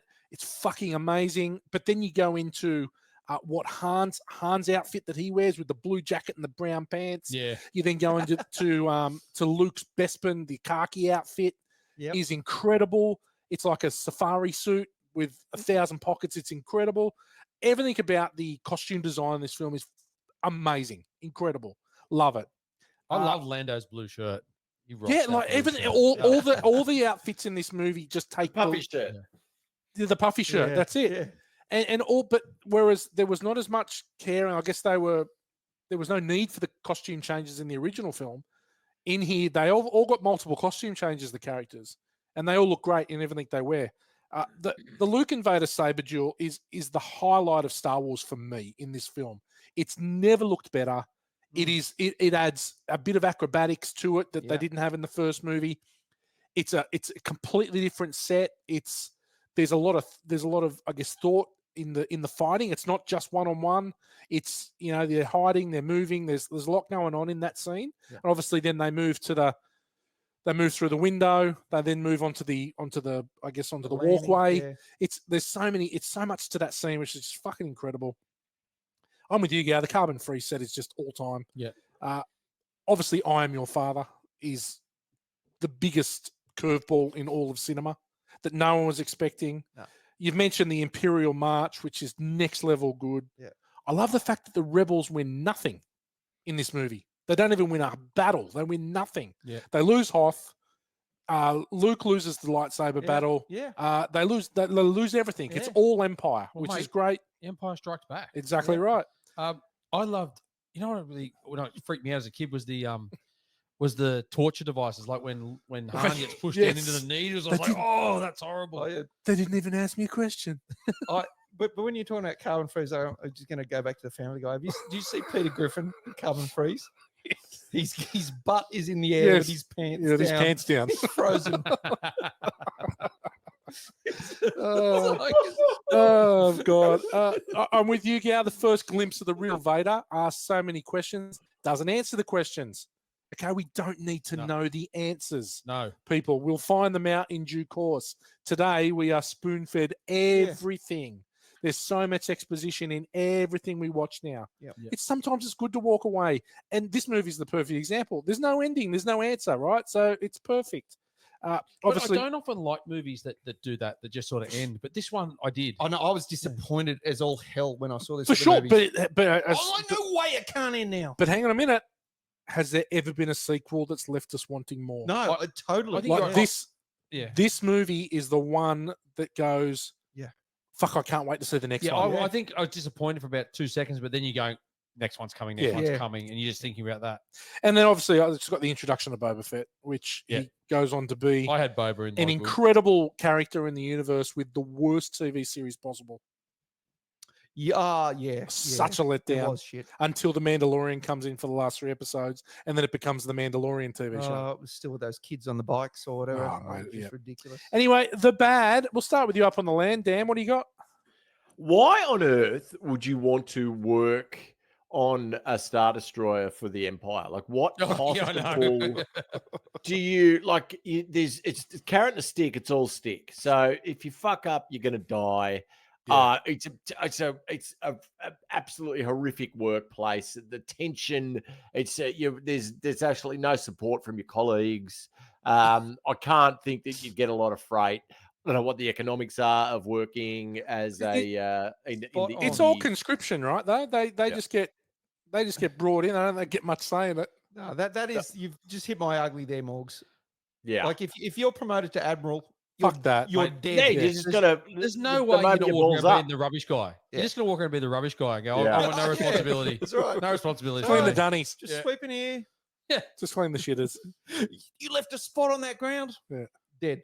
It's okay. The rebellion, I get it. Like they're fighting because they don't want to be subsumed by this massive evil empire. But those guys, yeah, I just didn't quite get why you would No. want to work in that horrific environment. Imagine the millennials today, or who are the Gen Zs or whatever in that they'd be environment. Like, they're they'd not be in turning up tears. to work. No, There'd they're be not confident. tears. There'd be, you can't treat me like that. It I'm a just wouldn't victim. work. Yeah. Sorry for our Gen 3, Z I don't audience. alter it any further. Yeah. No, good. Damo, bad? We sort of mentioned on how pessimistic Luke was, like as a student. Mate. Just too, I mean, Luke's 3 of my bads. and his hair was kind of shit. I thought it was a bit too side heavy. It was very soft. No, it was just really really thick on the sides. I think he just needed a little bit of a trim on the Zhuzh. sides. Just a bit of a You zhuzh up. know those scissors that are what are those The thinning scissors. Yeah, he needed some That's of what I- those. Oh, do you? Yeah. Do you That's why use my haircut's like this. yeah, yeah, that's it. G-Man. For bad, I had when Luke picks up his lifesaver in the Wampa cave and cuts his feet out with the lightsaber, Yeah. and then they just have no ice on them whatsoever, and he just jumps up. There's nothing wrong with his feet at all. He's been stuck upside down, like How did he stuck stick in him up there? yeah, and anyway? he just Saliva. he just wipes the big lick. but he just Spat. waves the wand over at once, Yeah, and then and he it's just drops down. out, and then his feet are fine, and he runs off, and he's totally there. So Yeah, he I would. didn't really get that bit. He didn't hobble at all. A lack of hobble A is lack of Gow's hobble? bad. Yeah. I went back and read my notes through for the first episode, Oh, for wow. episode Oh, 4, wow. and one of my bads was I want to punch C-3PO in the head. And I stand by that for the second He movie. got even worse in this He one. got even whinier. But he was good in this. though. But he They was, turn him off though. Well, when Leia turns him off, that was one of my favorite parts. I forgot that bit. And then Han goes, "Thank you." yes, He's whiny. And the other one was the stormtroopers. I'm going to say the bad is their trainer, because they're still terrible shots. oh, Yeah. the They cannot shoot a brick the wall. Imperial Stormtrooper Marksmanship Academy. They need a training montage. Oh, they can't hit a thing. Yeah, Yeah, good one, G-Man. Okay, my bad. And pretty much it's all Luke. So much for Luke having the Force. Didn't really sense the Wampa coming to Yeah. smash no, him. it's stuck up on him. It just the Tauntaun I sensed suppose it. He doesn't have Spidey sense, but Yeah, but he should be like, he's supposed to sense Yeah. danger. Yeah. How else do they move out of the way? True. You know, the asteroid monster. Oh, the big one. Yeah. It's in a film that is Yeah. 99% perfect. That's The asteroid monsters are let down. yeah. Now, I thought about this, Waddy. I want to ask you this, because they take off and go to the asteroid monster, and then they outrun the Imperial fleet, and they get caught. They hide in there, and then they get out, and it's unsteady, and they get out of there. But in all that time, Luke's gone to Dagobah and done all the training. How long is Luke training for? Because it seems the timeline doesn't add up. It doesn't add up. Yeah, Yeah, the timeline is not ideal. unless they're in that asteroid, that monster for a while. Yeah, unless they're in there for a few. But Few days. How Yeah. long was he training with Yoda before he Yeah. left? Like was it a Monarchs. week? I What's reckon it? it, No, I it reckon might about be- a week. Yeah, What's that Chris Nolan film that was just out recently about World War II? Oppenheimer. Dunkirk. No, well, not so recently, maybe a few years old, where it had the different time. Inception. Dunkirk. Inception. Dunkirk. Dunkirk. Okay, Dunkirk. Okay. Yeah, that That four it could have been. Yeah, it could have just been weird timings. yeah. The timing is a little off. The Luke's timing story doesn't align with Han and Leia's timing No. story. But I would have much preferred they be in the asteroid hiding out, and there was a mechanical issue that kept them in the cave. Yeah. And then they fix it, and then they leave, rather than them being in the stomach of an asteroid monster Yeah. that just really looks like a big dick Yeah. with a bend to the left. Oh yeah. Yeah. Yep. Yeah. So A, anyway, a swerve. some sorry, a might call it. slight swerve. A slight swerve. Lean, Um, if you will. I thought that how did the big swerver know that like, when they went through his teeth, and they're a tiny shoot going through their teeth, and then Yeah. all of a sudden he jumps out after. He them, knows it's time to Got go. a fair set of teeth. Yeah. Yeah. So you can actually He- see he how had the that's Sensodyne. done. That was a model, and it was like a sock puppet. Sock puppet. Oh, yeah. yeah. There was a dude in it with his hand, and it looked really weird when they shot Yeah. it. But yeah, it's not. I mean, it's yeah. Yeah, I find, and now I've got a quick fire for Dak. Just a little over eager Dak. for my liking. Yeah. Shut up, Dak.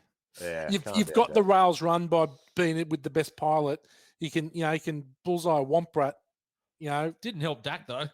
Didn't help Dak. Shut up, It Dak. would have been a really unpleasant ride being the number 2 in those Yeah. fighters. Have you ever Harpoon sat guy. in those small planes where you actually face the wrong way for the duration of the Yeah. flight? No. I think those fucker friendships have them. Yes. It's not it's not good. I'd be vomiting. On the flip side, Dak's a pain in the ass. But then how fucking good is Wedge? Yeah. Yeah. Like Wedge saves the day again. Yeah, Wedge is awesome. Right? Wedge is awesome. Luke and Dagobah. They really need to find a role for Porkins. He's dead. Porkins is dead, mate. He could have been a Force Ghost. Force Ghost. Yeah, Force Ghost. Luke and Dagobah, the petulance annoys me. Yeah. The arrogance and the petulance. You've done nothing, mate. Oh, no. Done nothing. As far as revelations go, the fact that this supreme trainer of the Jedi Knights is this tiny little green sock puppet, I can understand that he was a bit confused after only seeing Ben Kenobi and human forms for Jedi. So Be humble though. Be humble. Yeah. Be humble. Luke's lunchbox on Dagobah. Yes. Oh, yeah. Like, what is like a toolkit. was that a cold Frankfurt that he was eating? I think it was. I smashed a couple of those on the weekend. Bro. You did. You're so fucked up, Gabby. Oh, I the reckon. best. Yeah. Delicious. Now Luke's crying after the revelation is so bad. It's right up there with overacting. Yeah. It's serious overacting. It's Al Pacino-esque. I just need to go, no, but you got a great ass. That would have been fantastic. Right? Hoo-ha! That's it for me for bad. Anyone got anything for ugly? Oh, no, I've said mine. That was the same as Morg's. Yeah, the conscription. Yeah. No, I I don't know. do. Ugly. The promotions I are definitely. do. Yeah. I got one ugly and it bugged me this time. How? Okay, so I'm going to cop that Han is able to speak Wookiee because Chewbacca's his best mate, and to us it's hard to discern how you would get nuance out of. Yes, you need to take a piss, Chewie, but how the fuck does he speak helper mechanic beeps on the fucking when the Millennium Falcon is getting fixed? The thing goes boop, boop, boop, and he goes, no, not that one over there. Like, bullshit. I'm sorry. There is no way a human being is able to discern what that meant from a couple of beeps. Whitey. Luke talks to R2 though as well. Not R2. No, Han speaks to just like a rando one on the when he's in at Hoth and they're still trying to fix the Millennium Falcon. Yeah, of course they are. When it's, of course. and it just comes up, but he doesn't say, like, he doesn't just say, no, wait there. He says, no, not that one, that one. Like, he has a full conversation with it after a couple of beats. Bullshit. But maybe he's like seen what he's done and he's just gone, nah, no, not he that. reacts to what he says. It's a conversation, yeah. I'm trying to. It was a yeah, I think everyone can speak droid in this film, though. Yeah, and Wookiee. Yeah. And Wookiee. Yeah, it's the language barrier is a question, Dan. There's no doubt. And when Luke scratches Chewbacca under the chin like he's a dog, that was weird. Yeah. Yeah, they might have. What are the fish in Hitchhiker's Guide to the Galaxy that they put the fish in their ear so they can hear all the different languages? Maybe there's a translator. Maybe, yeah. But that's what C-3PO is for. He's the human cyborg relations. Yeah. Okay, well done, gentlemen. No one else got anything for ugly, do they? No. And that was not a question. That was a statement. Dan's quick fire. Take it away, mate. F-Wit's favorite segment of 48% of you. Thank you. Let's go into quick fire. So look-alike. Look, again, a reminder, it doesn't have to be a look-alike, but a couple of obvious ones this week. Obviously, Harrison Ford, a dead ringer for myself. Same hair, big nose. Yeah, fucking super sexy sort of dude. So yes, I'll take that reluctantly. I that is a Morgs alike. Anyone else that you thought was a lookalike in this film? Yeah, I've got. I mean, who didn't get Billy D. Williams mixed up with Ray Parker Jr.? Oh, who are you gonna call? Yes. Yeah, good call. Good both good looking humans. Okay, I've got a couple. I reckon General Maydeen, who's the one that he talks to, goes, I got a death mark. And Yeah. he looks a bit like Gao. Oh, He looks a little. He's got short hair. Oh. He's got the bit of a pronounced nose. He looks a little bit like Gao. There you Not go. hot 90s G.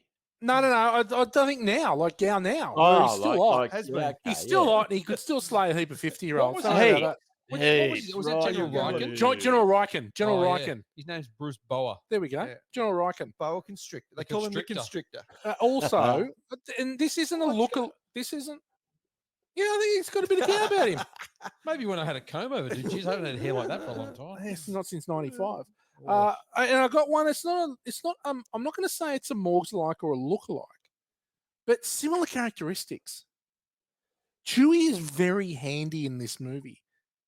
He repairs the Millennium Falcon a couple times. He Yeah. repairs C-3PO. Yeah. It's Morgs with his dirt bike. It's Morgs with his Yes. squirter. Very handy. handy. Both hairy men. Yeah. Very hairy. Suffers from a lot of like back cake. He can connect the hyperdrive on the dirt bike. He can. Yeah. That's And it. Chewie That's likes it. to ride it like a man. And Morgs was doing his Chewie riding like a impression. man. Yeah. Morgs was doing his Chewie impression before the show started. He was. okay. Well One note played. wonder. I will One note accept Morgs. all of those. Well done, gentlemen. Next up, now this one. Say hello to my little friend from Scarface. Obviously, that scene passing over into popular culture. It's something that people just say now. And I reckon Empire Strikes Back may have a few of those. What do you Riddles. reckon? G Money, couple of scenes that may have passed over into popular culture. Oh, well, there's tons of them. Everything's pretty much passed over, hasn't it? Yep. The whole thing's pop culture. Yeah. whole Yoda. thing's pop- Yoda Club. Imperial Walkers. Yoda Club. Carbon freeze. The march. The march. I got the march. I I'm your think father. because this was culture Yes. when we were kids. Movies were culture. We didn't have a lot of art forms. We certainly didn't have the earphones of today where everything's at your fingertips. It took, you had to go and see the movies, and then you talked about it, and then you went and saw it again. So no, I totally agree. I mean, Everything. Luke, I am your father would Oh, have totally. to be the most obvious. But yeah, look, I'd say the majority of scenes. Yeah, I'll certainly accept that. Next up, Burt Young in the Rockies for the biggest douchebag character. Now, this interesting because I mean, there's good and evil throughout, and the rebels just cop an ass kicking the entire time. So, douchebag is a bit of a hard one. I mean, I know who I think it is. Whitey, who would you Lando. suggest is the biggest? Yeah. No, I think and it- look, he does redeem himself in the end, but he is a dick. He gives them up. He was, but I- he I- was. Does he redeem Oh. himself? Because he was always ready to give Han away, and he's meant to be his mate. But then he got the shits when these two people he'd never met before. The deal was reneged, and he's like, whoa, hang on, they're meant to live here. Now he's going to be a nice guy. Well, he just wanted to bang Leia. Leia, that was his only game. His end game was to bang Leia. Yep. Oh, well, I think I thought about this when I was watching it. The Imperial Stormtroopers turn up. Everyone turns up just before. He said they got there just before. I don't know how they did that. No, I know. But anyway, they did. No, But because Boba Fett was tracking him. Right. So Boba Fett was tracking the Millennium Falcon, so he would have told the Imperials where they were going because it's only one thing. But they got there first. But they got there because they'd already gone. They must have light speeded Yeah, there. for sure. But I mean, what choice does he have when they turn up and go, "We're going to blow up your whole city No unless choice. you do what I tell you to do"? Like No he choice. didn't really have a big Send a army. message when they go. Can we land? Send some message. Yeah. Send something. The fact that when they walk in the room, he says, "I've just done a deal that'll Yeah. that'll save the city." I was like, "That's not nice." No, Yeah. He could have just walked in there Sorry, and said, "Mate, I'm so it's sorry. Lando. I It's couldn't have Lando. done it." Yeah. Lando What sucks. about the little shitheads playing Ugnaughts. Piggy in the middle Ugnaughts. with 3PO's head? They're Yeah. Ugnaughts. Yeah, that was pretty douchey. Little I agree. shitheads. Yeah. Yeah, but it was C-3PO's head. Who gives a shit? Well, Chewie's bloody trying to get him back together. I see you, P. Who cares? That's right. R2T bag. Chief Jack Purvis was the chief Ugnaught. Oh, there you go, The Jack. Ugnaught. I never Jack knew they were Werby called Purvis. Ugnaught. All right, I will accept that, but I think no, Lando probably takes it for me in that one. Has to be. Good stuff. Moving on, the cast of Caddyshack. Now, I'm going to retire this part of Quickfire for a while because we haven't been able to nail it for quite some time. Yeah, so I'm move it on on. nothing here. Move it on. no, I'll bring it back when it is relevant again. Next up, Olivia Newton-John. May she rest in peace. She was big in 1980. This was the year of Xanadu. Xanadu, So, yeah. probably not Michael what Beck's she'd highlight. hoped as a follow-up to Greece. But yeah, look, in Greece, she does a cartwheel at the pep rally, which is undoubtedly one of the worst shows of athletic prowess on celluloid. Gentlemen, was there anything in The Empire Strikes Back comparable or reminded you of someone being a little unco? I've got a couple. Obviously, Harrison Ford runs in this movie, Yeah. so he's automatically got to be in the running. Right. But Luke trying to swat the debris with the lightsaber Oh, yeah. is pathetic. Yeah. It's Yeah. pathetic. Oh, yeah. At the end. At the end, when he keeps ripping stuff off the walls, and he's like, ugh. And he gets tired really Yeah. easily. Yeah. It looks like Sheldon off The Big Bang Theory. Yeah. That's jousting. true. I'll take that one. Vincent. Yeah. That's a Good one, Whitey. Very good call. No, I had that as well. I think Luke, loses his Jedi powers pretty quick right there at the end and turns into quite the unco. I also wanted to, as a non-unco moment, I thought that the way that they acted when they were in the big monster on the meteorite, when it was like an earthquake and they were all wandering around. That's good. That's good. That was good. And then in the when they're in the Falcon as well, they all kind of leaned the right way at the right time. Yeah. So I don't know how they did that, but it was. They go it left didn't now, feel- go right That's now. right. go They left must now. They would have been practiced tipping it. tipping the stages. Yeah. It was just in the cockpit. They just would have been tipping. Because I was looking to see if I could trip them up, but no, they did very well. So yes. Next up, now this is difficult for this one, but robot sentries from our beloved Aliens for an extra scene in the director's cut that you wanted to see that tells us a little bit more about the predicament of the characters. Now, interestingly, in the films that we have watched, there were extra scenes. So these were the re-releases, and they did add a bit. Now, Empire Strikes Back, it was kind of more background, a lot of wider shots of the scenes. Certainly, Bespin, there's a lot that goes on. A lot in Bespin. Yeah, that had it. But was there anything else that you guys wanted to see? Damo, you said that you left this flick back in 1980 going, Yeah. that's not untile. I needed to know more. Far out. Yeah. No, I would have liked. What did you want to know? What did you I need wanted to to know what happened to those power converters at Toshi Station. If you got time to go to Dagobah, you've got time to go and pick up your damn delivery. That's right. I mean, how long the do you think they package is hold them still- for at the shop? The package is sitting there under the desk. Yeah. That's what So that's what I'm still concerned about. Like the whole story is about these power converters that got left. That's at it. Toshi Station. But anything else that didn't, or they didn't? Oh, look, no, at the end, I unpack? wanted, I definitely You wanted Return of the I Jedi to wanted start Return of then the and Jedi there. You wanted to straight, know yeah. everything by Yeah. the end. And I of it. think, no, Whitey can't like touched that. on that before. I think that's one of the genius parts of the making of this film is that it really was a tweener. It was just set up so that you had to see the resolution, or you just weren't going to be able to compete on the schoolyard, and certainly would have made it into the Yoda Club. Yeah. Definitely.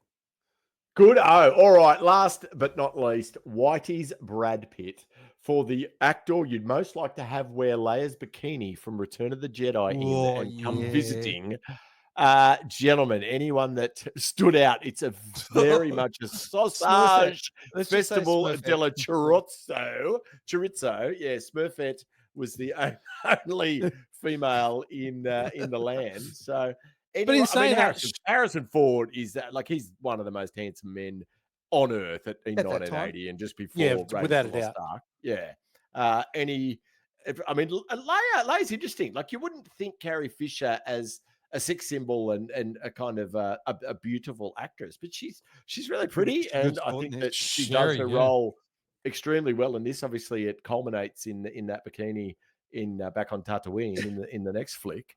She looks really good in this movie. No, Smurfette. It's for me. Smurfette. Yeah.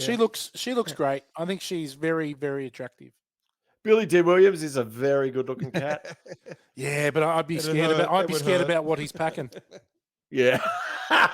Excellent. I couldn't go there. Billy Big D. I couldn't go to Billy Big D. Excellent. I'll accept all of those. Well done, gentlemen. Quickfire has concluded. Well done, Daniel. Well done again. Listen to this.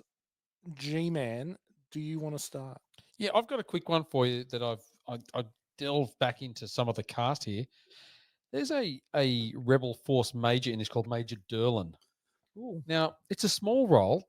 It's played by none other than John Ratzenberger. Oh, wow. Yeah, he's one of the gee. snowtroopers. Yeah. He's in the snowtrooper scene. Yeah.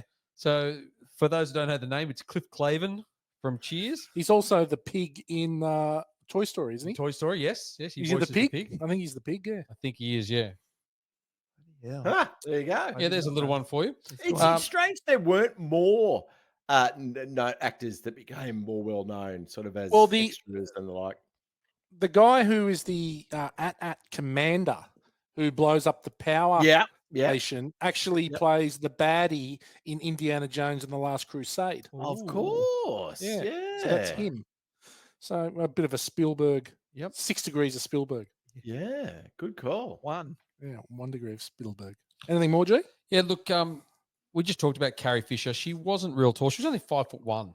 Yeah, Because midget. I thought Han Solo looked really tall in this Yeah. one. So he's 6 foot. So a lot Is of the he- do you scenes reckon they he's had 6 foot? together. Yeah, he's he's 6 6 foot. foot. Because he looks shorter now. He looks like he's about 5'8". I don't know if he's It was a million. Well, he's 100 now. He's got a bit of a hunch. But yeah, for the height difference, He's still married to Ally McBeal. Oh, God. Has he still got his Yeah, earring? I think Still got so. his earring? I think Callista Flockhart. She had a Yeah, moment. Callista There. She Flockhart. was like a little bird-like salts character. Oh, on Not a there fan. for Was while never there. a flock 38 up. Yeah, kilograms. I was never an Ally McBeal guy. Never. I Yeah, watched were one you forced second to of watch Ellen that McBeal. with I did any watch of it. your It was households? funny. G Money, was that a? Yeah, I was was that a definitely forced watching watch? Ellen It was McBeal. pretty funny. It was on Sundays, wasn't it? Never around on Sundays. Boston Legal was far better than Ally Yeah. McBeal. Yeah, I was Jenny laying Craig. pipe on Sundays. It's all about the sound But effects. yeah, so Carrie Fisher had to stand on a box for many of the scenes to get the height difference. Gal's got a Standing box. next to- If Carrie Fisher was only 5'1", how long was her coke nail? A foot. Ooh, yeah.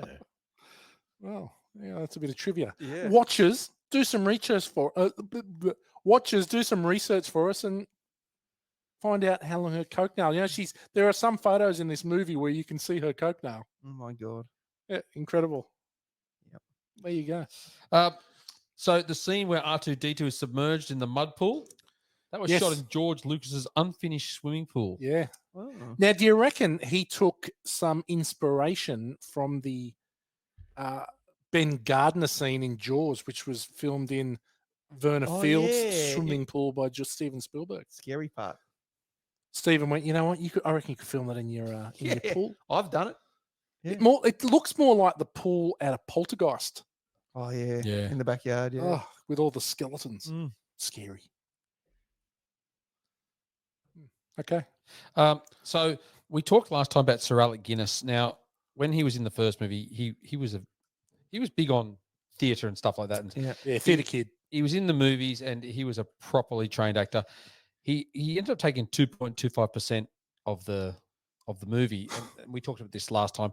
So he obviously made a fortune out of it. Now, he wasn't sure he'd return as Obi-Wan Kenobi in this because he just had an eye operation, and he wasn't that keen to come back. But they got him back, so he worked just one day on the movie. He got there at 8:30 and completed scenes by 1 p.m. Wow. and he was paid a quarter of a percentage point of the movie's gross. Oh my God. Well done. Thank you for coming. It's a good day's work. That's a top day's That's work. a good agent. What he had to do was say 3 lines, and then he's out of there. And it made 500 million. Worked about as hard. that, Worked about as hard 250 as me and grand? I Morgs don't on the Compaq ad. Yeah, that was a good story, that. It didn't make the light of day. Did it? Got cut. It's on the cutting room floor. All right, I GB, love the it. one. That's the way. Yep. G, you got any more? No, that's it for Distraction me. to distraction. Oh, sorry. I do have a few more, but we'll leave it there. Damo. I was going to talk about David Prowse, but Morgs did say one thing that I was going to mention, but he was a bit wasn't real thrilled that James Earl Jones was doing all his voices. So he said a lot of his lines is in the most stilted way he possibly could because he was a little bit shitty about it. And there was one where he used the word hemorrhoids instead of asteroids on purpose. Oh, Had the crew laughing, so they had to refilm it. But that's about it for listening to this for me. okay. Well, I've got George Lucas was so impressed by Frank Oz's performance as Yoda that he spent thousands of dollars on an advertising campaign to try and get him an Oscar nom for Best Yeah. Supporting Actor. Wow. Give me a break. Yeah. I know. Imagine having a puppeteer nominated for. Because it wasn't originally going to be Frank Oz. It was going to be They approached Jim Henson to start with, but he Henson. was busy. Oh, and he right. was doing the Muppet. He was doing the Muppet movie. Caper. Frank, And then Yeah. he actually said, "Look, He was go on the go Muppets with then Frank too. Oz because Yeah. he's nuts." Yeah, He absolutely. recommended him. So the scene on Dagobah where Luke bumps his head in Yoda's a hut, little hut. Yep. they filmed that 16 times Ouch. until Kershner was satisfied. Hard taskmaster. Yeah. Yeah. That's so Kubrick. That's Kubrick-like. Yeah. so it is a bit Kubrick-like. It So when is. they were shooting on location in Finse in Norway for Hoth, Yeah. and there was this massive snowstorm that they couldn't do anything. But Kershner was like, I think we can take a little bit of advantage of this. So the scene where Luke wanders through the snow after escaping the Wampus Yeah. cave, they sent Mark Hamill out into this snowstorm outside the hotel into the Freezing. car park, and the camera crew sat in the doorway inside the hotel and filmed him. Awesome. Oh, well. Awesome. So that's pretty freaking Froze cool. his nuts off. Yeah. In every Star Wars movie, the line "I have a bad feeling about this" is spoken Oh, by one of the yeah. characters, and in this one, it's Leia. Yeah. Oh, That okay. was in my notable quotable. Yeah. The whole thing about It was it. Han in Ruined the it. first one, wasn't Sorry, it? When sorry, they saw the mate. Death Star. No, yeah, that's true. Sorry, Yeah, the first one's Han saw the Death Star, wasn't it? no. There's two in the first one. There's Luke. I got a bad Says it feeling when they're about going this. when they're getting tracked Oh, towards the moon, yeah. and Han says it too when they're in the rubbish dump. Oh, that's it. Yeah. He goes, And "I in, got a do you know bad who says it feeling in about this." Return of the Jedi? No. Luke Skywalker says it in the shuttle Tidarian when they're trying to go into Endor. Yes, with And he the goes, old "I got a bad password. feeling about this. I Yeah. shouldn't have come." That's And right. What are yeah. you talking about? He doesn't know you're Yeah. here.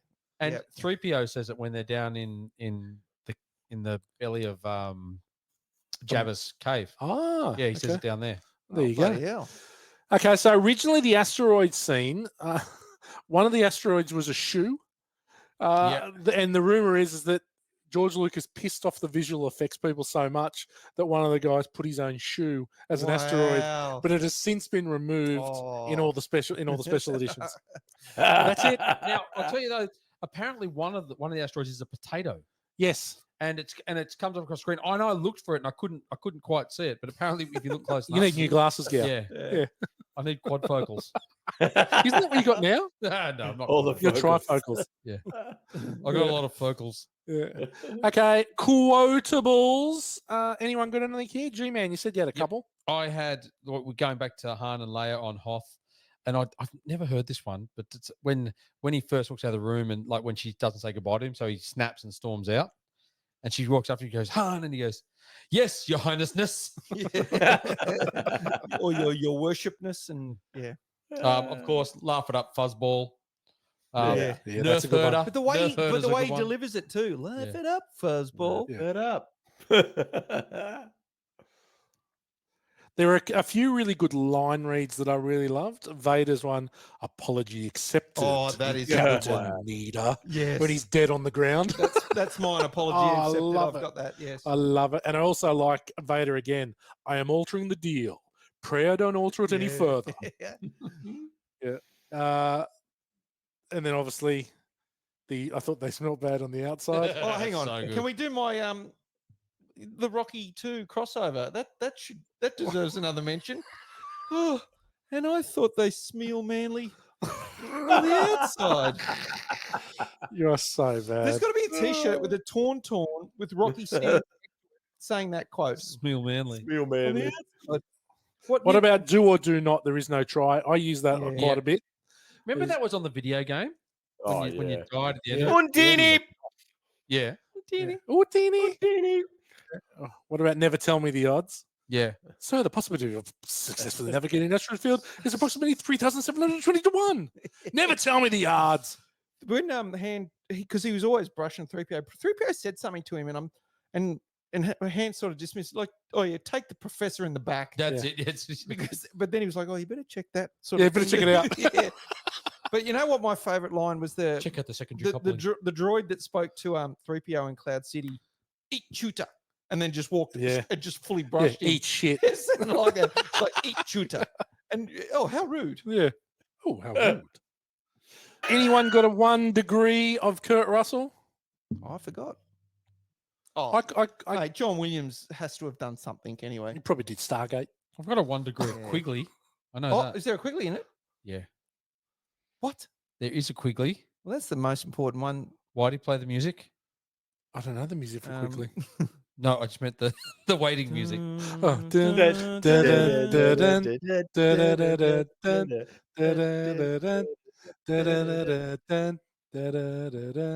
I'm going back through my notes. Oh, yeah, we've had this, actually. We've had this one before because it was the one where Tom Selleck was going to be cast in the role. Oh, Han Solo. right. And then he didn't because he took on Magnum PI. Magnum PI, they and wouldn't then- let him out. Yeah. And he couldn't get out of it. And then he became a TV star as opposed to a movie star at that stage in his career. Yep. Well done, Is Quigley. the Magnum the king of ice creams? Oh, love a Magnum. I prefer connoisseurs now, but Yeah, I'd still say connoisseurs are good. Magnums are the king. Yes. Almond Goodies. Magnum? Oh, Yeah, God, they were love it. nice. Fuck a I like the duck. white ones too, but I love the Racist. connoisseurs. You fucking don't bring us down with you, mate. Is there a strawberry blonde Magnum? There's another one called Murray Road. They used to have a strawberry shortcake. God, it was nice, but it's been discontinued. Okay. What about a Bubble O Bill? Oh, Oh, they're very classic. good. Very good ice cream. Do you guys Bubble remember the Bill. hearts? Yep, Yeah. they were great as well. They were They were the a pre- original Magnums. they were a Just a Magnum. precursor to the Magnum. Yeah. Yeah. It's just a Magnum. Yeah. Yeah. No, they had that really Thinner. nice Thinner, creamy. yeah. Oh, Thinner, Not thinner, as rich. great. thinner chocolate. Yeah.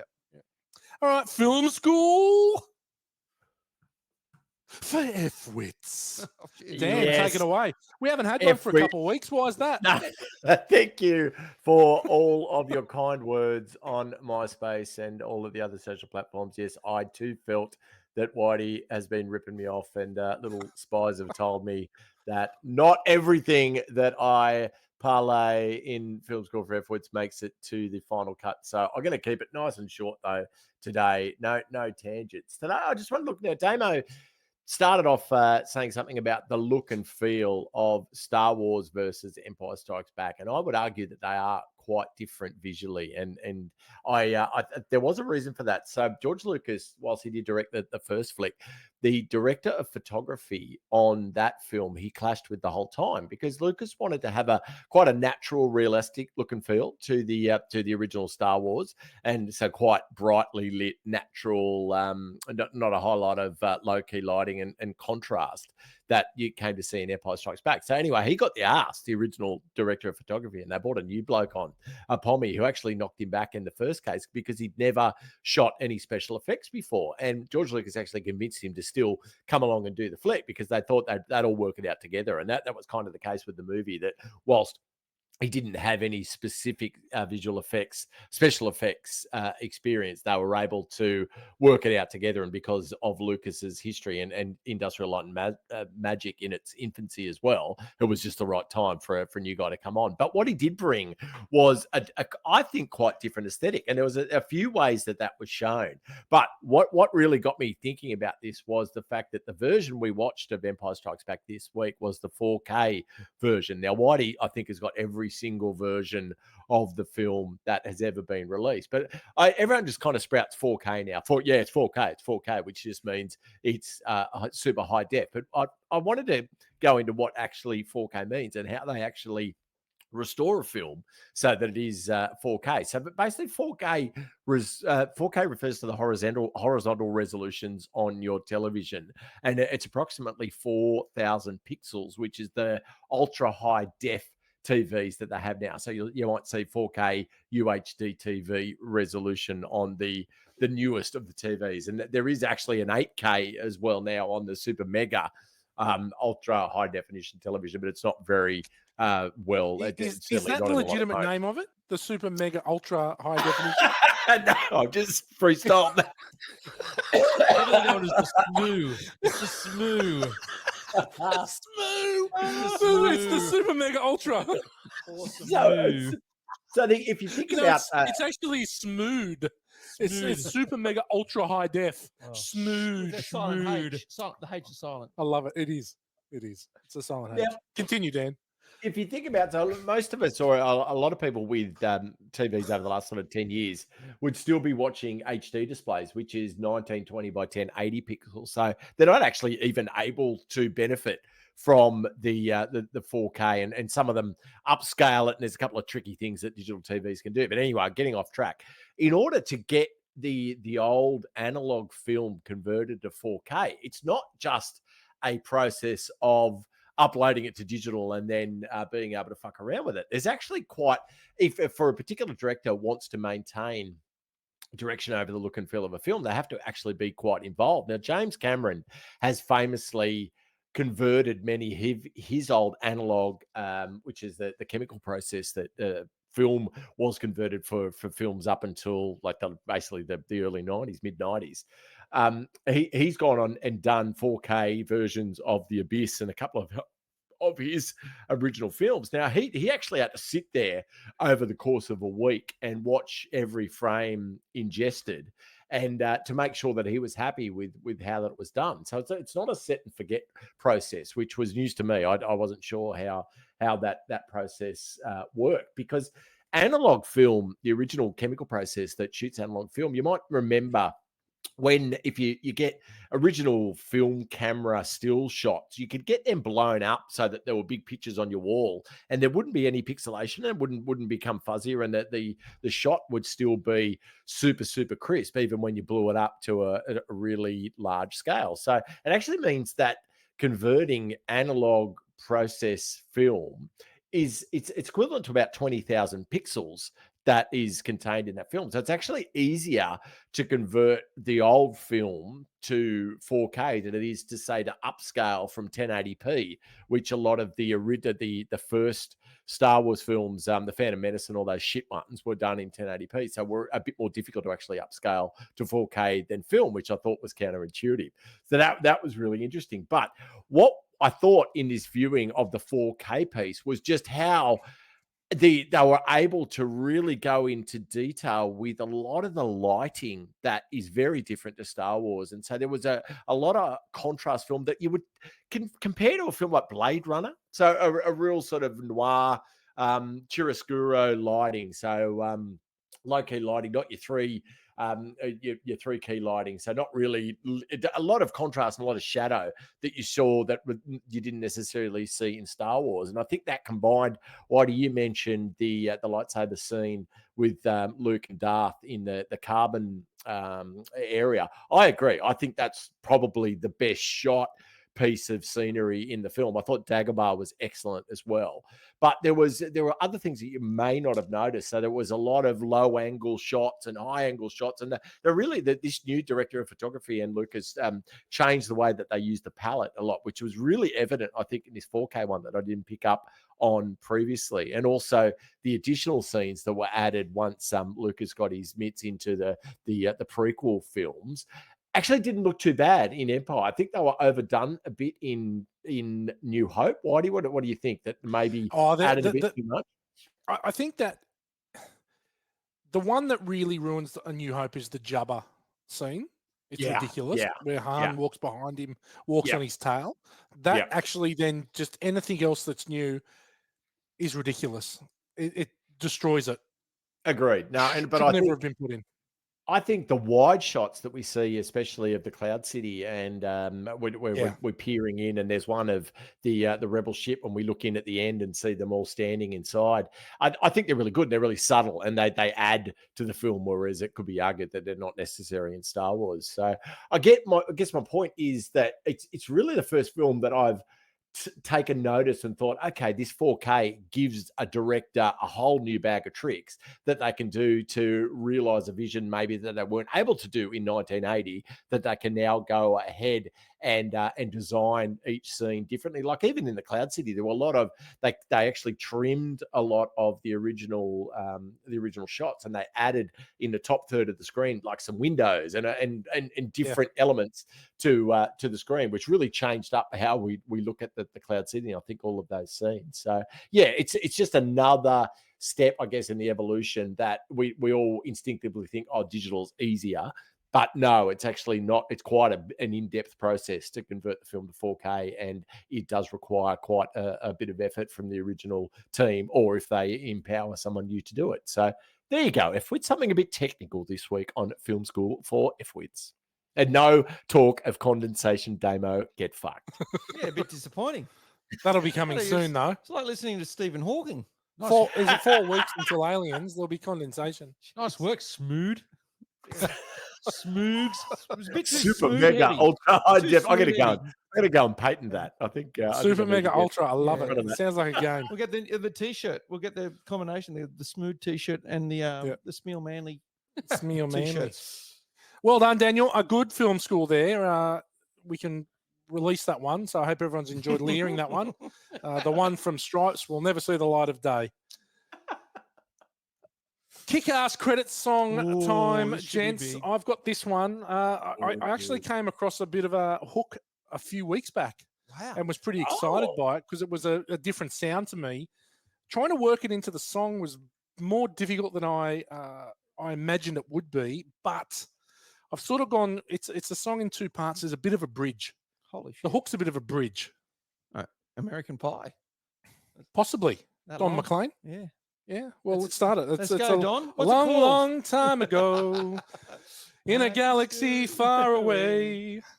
Okay, it's called "I Am Your Father." Secret base on Hoth ain't a secret anymore. The Empire's in hyperspace. Their foot is to the floor. Some funny looking walking things blow the power source to bits. There's an overeager hope.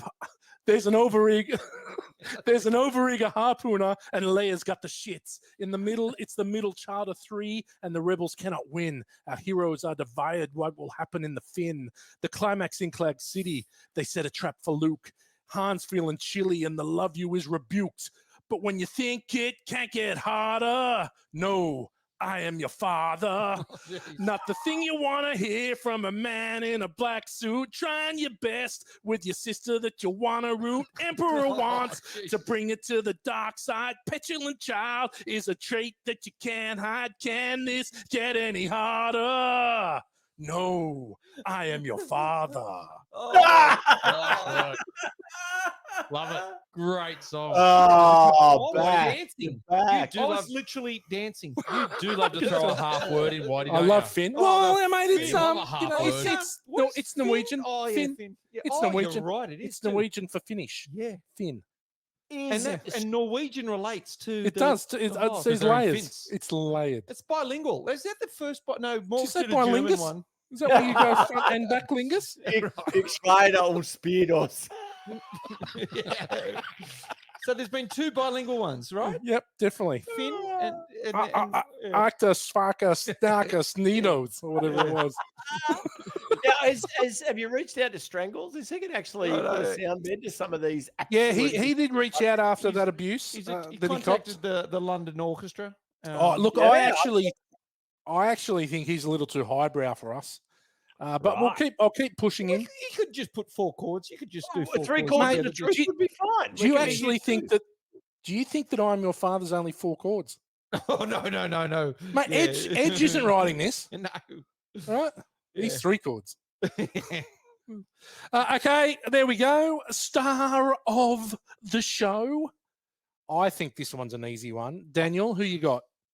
I'm going to give it to George Lucas. I think that his vision is what he stuck to, and it was a very big departure. The Rebels get their absolute ass kicked in this. It's so different to the original. I know that we have to put put up obstacles in our hero's way. Otherwise, it would just be pretty boring documentarian reporting. But they get an absolute shellacking in this, and yet still, all we want to know is how this finishes. So, yeah, I think George Lucas was definitely onto it when he stuck to the first 3 films. Well done, G-Man. I'm going to go with Han. Yep. I'm gonna go with that. I thought the character was really good. We said it earlier. Love the tension between him and Leia. Think he just takes this first 20 or 30 minutes by the scruff of the neck. Really enjoyed that. The scruffy of the neck. Oh, who's scruffy looking? Yeah. I loved Han in this. I'm going to go with him. Good call, Damo. Yeah, I wrestled with Han, but I can't. You're going to go John Williams again, aren't I you? cannot overlook the Imperial March. I can't. It's just one of the greatest things ever. And I listen to that far more than I'll watch this movie. I'm going Han purely because I noticed in this watch more than ever how fucking good he is in this movie. He is fantastic. Mate, he's awesome in everything he does. Yeah, but in So this good. movie especially, he so dominates it. Amazing. it is his movie. It is, yeah. It is his movie. And whereas the first movie was Luke's movie, this is his movie. Yeah. And he absolutely crushes it. Yep. And yeah, look, I agree with both of you. I think that I could easily say John Williams, the Imperial March is iconic. We haven't said that for a few weeks. Dan, I think that George Lucas, this is such a departure from the first movie, but for me, it's Han. There you go. But all three, like as Morg said, to have a whole movie based on a loss after loss. Yeah. Like Bold. out. Very Who bold. would make a movie like, oh yeah, they just get beaten all the time? Very bold. He actually had written a sequel to Star Wars. I don't know if we mentioned the first one. And I've actually got a book on my bookshelf. It's called In the Splinter of a Mind's Eye. And it was a very cheap sequel that George Lucas had written in case Star Wars wasn't a success. Right. And this was going to be the next phase. It's released as a novel, which I have on the bookshelf. Yep. And then when obviously Star Wars was a mega hit, he then wrote Empire Strikes Back. Yeah. So there you go. The rank bank. Got a few options here. Intergalactic sexual tensions. Scruffy looking nerf herders. I was waiting for that one. Major daddy issues. Overeager harpoonists. Biggest cinema revelations. Bounty hunters. Slimy double-crossing no-good swindlers, which is what Lando calls Han Solo. Yeah. And I'm going to make an executive decision here. Oh, okay. Tauntaun sleeping bags. That's a good one. That's a good one. Yeah. And I think we're going to go with Tauntaun sleeping bags. Because I thought they smelled bad. Smell manly. Yes. We're going to start with you, Damien Giles. Yep. And how many Tauntaun sleeping bags? Tauntaun sleeping bags. Are you nice giving, and warm. Are you cozy, giving Empire Strikes Back? I prefer Star Wars, but and I'm not going to let the latest shit and all that Disney crap cloud my vote here or my score. So as my second favorite Star Wars, I think I gave Star Wars 5. Yes. I'm giving this 5. Yes, good call. Nice. Daniel, up there on the land, what are you giving it? Yeah, I think I have to give it a 5. I think that it's just so much a part of why we love movies, why we love the Star Wars universe until recently. Yeah, it's the best for me. It's the best film of the only trilogy that matters. It's a 5. Yep. Good call, Daniel. G-Man. It's a 5. There's no doubt this movie is a 5. Yeah, look, this is a hard 5, and this will be our only one of a few 5-star movies for us. This across the board. North Shore. What else? The North Shore should be. It should be. Now, yeah, look, it's. Are you going to do this, G-Man? Where's this sit? In what? I reckon it's in the top. I reckon it's in equal first position. It is an equal first position. I and knew I'm going it. to say, I goddamn knew that. It's going to be up there with, guess what? Star Wars. Yes. Yeah. In top position. It's going to be up there with Goodfellas. Yes. With shine boxes. 5 power converters for Star Wars. It's got 5 Royales with cheese for Pulp Fiction. Yes. And of course, 5 dog entrees for Jaws. There we go. Now, Nice. Alien sits right below that at 4.86 chest bursters. Yeah, you fucked that up. Alien, I should Ooh, say. That Alien, you, what? you fucked that gal? I think it was. No, I gave. No, You gave 4.75. You I gave gave it it 4. 4.9. And you know what? I 4.95. gave it Did you give 4.95. 4.95? Yeah, because I like Aliens better. I'm ridiculous. I should have given it a 5. Fair enough. Should have fair given enough. it a 5. No. Should have given it a 5. You know, It was dumb. Alien's going to be on at my local theatre like this weekend. It was on last weekend. Oh, was it? No, Yeah. What for? Because it's the The Alien 45th. week. Oh. No, it's like they have an anniversary. Alien week Right. when it was originally released. The week Yeah. it was originally released. Yeah, I think it might be on this week at It was on last Saturday night. Cineplex. It was on last Saturday night in Harbour Oh. Town. I think it was the Saturday. That's when Yeah. it was on last weekend. Yeah, it might have been Okay. Saturday night. Yeah. Look, boys, I think I'm pretty. Obviously, I was a little. Dan, to be honest, I was a little concerned what you might have given this. Because I thought, Nah, it might have been but scarred. I was pretty Nah. comfortable as we started that you wouldn't let the team down. Nah. I'll dick around just to annoy people sometimes, but no, not with Empire Strikes Back. No, good call. well done. A perfect film, as anointed by the Born to Watch team. Now, if you loved Empire Strikes Back, what are you going to watch? Damo. Rebel Moon, the Scar Giver. Okay.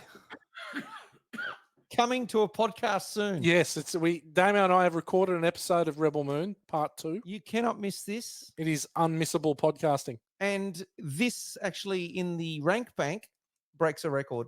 It does break a record. It's a first. Yep. There's a first in the rank bank. Dan, what are you going to watch? I'm going to go with Star Trek 2, The Wrath of Khan. Oh, yeah. Good call. Yeah, I did about the same time. It was a couple of years after this, but it was also a little bit darker than I think what most people were used to for the Star Trek universe. Certainly a lot different to the TV series, and actually had a major character die in this one, which is unheard of in something that was going to be quite a storied and sequeled movie. So yeah, definitely worth a look. I haven't seen it for quite some time, but it is a lot darker than Fantasy Island, Ricardo Montalban. Montalban. Yeah. Is He was exactly Khan. that's it. He's Khan. was So Khan. there you go. Welcome to Fantasy Island. Zip line, Wasn't the midget guy, was it? A tattoo. The plane. The What plane. was his name in real life? Hervé Villachet. Hervé Villachet. He was also Nick Nack in one of the James Bonds. Yeah, he was Nick, Oh, the and man with the golden gun. Scaramanga with 3 Yeah, tits. Christopher Lee. Yeah. Another Star Wars alum. Yes. Yeah. Okay, gentlemen, well done. G-Man? I'm going to go right back to 1978's eponymous, the Star Wars Holiday Special. nice. Oh, God. Yeah. That's on YouTube, isn't it? Starring B. Arthur. Now, this one is Mickey Morton, Paddy Maloney, and Paul Gale. A couple of big ones. A couple Industry of, heavyweights. yeah. Chewbacca and Han Solo try to get back to the Wookiees' homeland of Kashyyyk to celebrate Life Day. Yep. But are impeded by Imperial blockade. Chewie's family pass the time with various forms of entertainment. If that doesn't set the scene for you, Yeah, that's. I mean, It's it's on YouTube, people. Go and have a watch. It's pretty incredibly bad. Boba Fett actually makes an appearance before Sarlacc pit. Yeah. All right. I'm going with, if you liked Empire Strikes Back, great sequel, could be the greatest sequel of all time. Watch The Godfather 2 and just see whether Just for Empire Strikes sequel. Back is the greatest sequel of all time. great movie. Yeah. No, it's better than that. Yeah. Well, gentlemen, we've done it again. Another episode is in the rear view. We're going to look forward. The two of the brethren are having a week off. Damo and Dan are having a week off. I think Gow's hanging around. We're going to try and get a ring in. Help us out, unless we want to go a two-way, We can G-Man. do it. We can do it You can do it two-way. two-way. We can do it two-way. We can go both ways. Yeah. Yeah. Well, the movie that we've got down is Forrest Gump. Whoa. Okay. Do we might need a three-way for Forrest Gump. Yeah, we can. Long movie. Let's think about Oh, that. there's a lot to discuss in that. Patch Matty Beer Geek in. He won't let you down. Yeah, there's a few we could patch in, or we could choose another movie. Yeah. You know what, people? Stay tuned. We're going to Stay come tuned. back at you on the socials with Just like what we're Empire going to Strikes cover. Back. Yeah. Just like Empire Strikes Back, you're going to be left hanging. We're going to That's leave you right. hanging. What, you're just going Just to got wait. a new You're just gonna arm, wait. and we're just gonna go. Yeah. Damo and Gow are looking out the window at me walking away with Yeah. all the information. I'm Walking away from the troubles in my life. I'm Keep going, and we'll away. sing it out with this Yeah. one. David. C-R-A-R-G, Craig David? Yeah, right, D-A-V-I-D, yeah. Craig David, with my shit beard, Craig David. Okay, that'll do. Gentlemen, well done. And on that note, bye for now. See you, Dan. Let's hit the showers. Later. Sayonara. Oh, watch hang on. Whoa, if you want some TV input, watch Fallout, watch Shogun. Both are excellent. There you go. And I got your steer back. clear of Baby Reindeer. And watch Rebel Oh Moon. no, I did. I watched all of Baby Reindeer, and unless you're a pussy, you would you'd bail out on it. So yeah, no, suck it up and watch it. It's disturbing. See you, people. Thank you.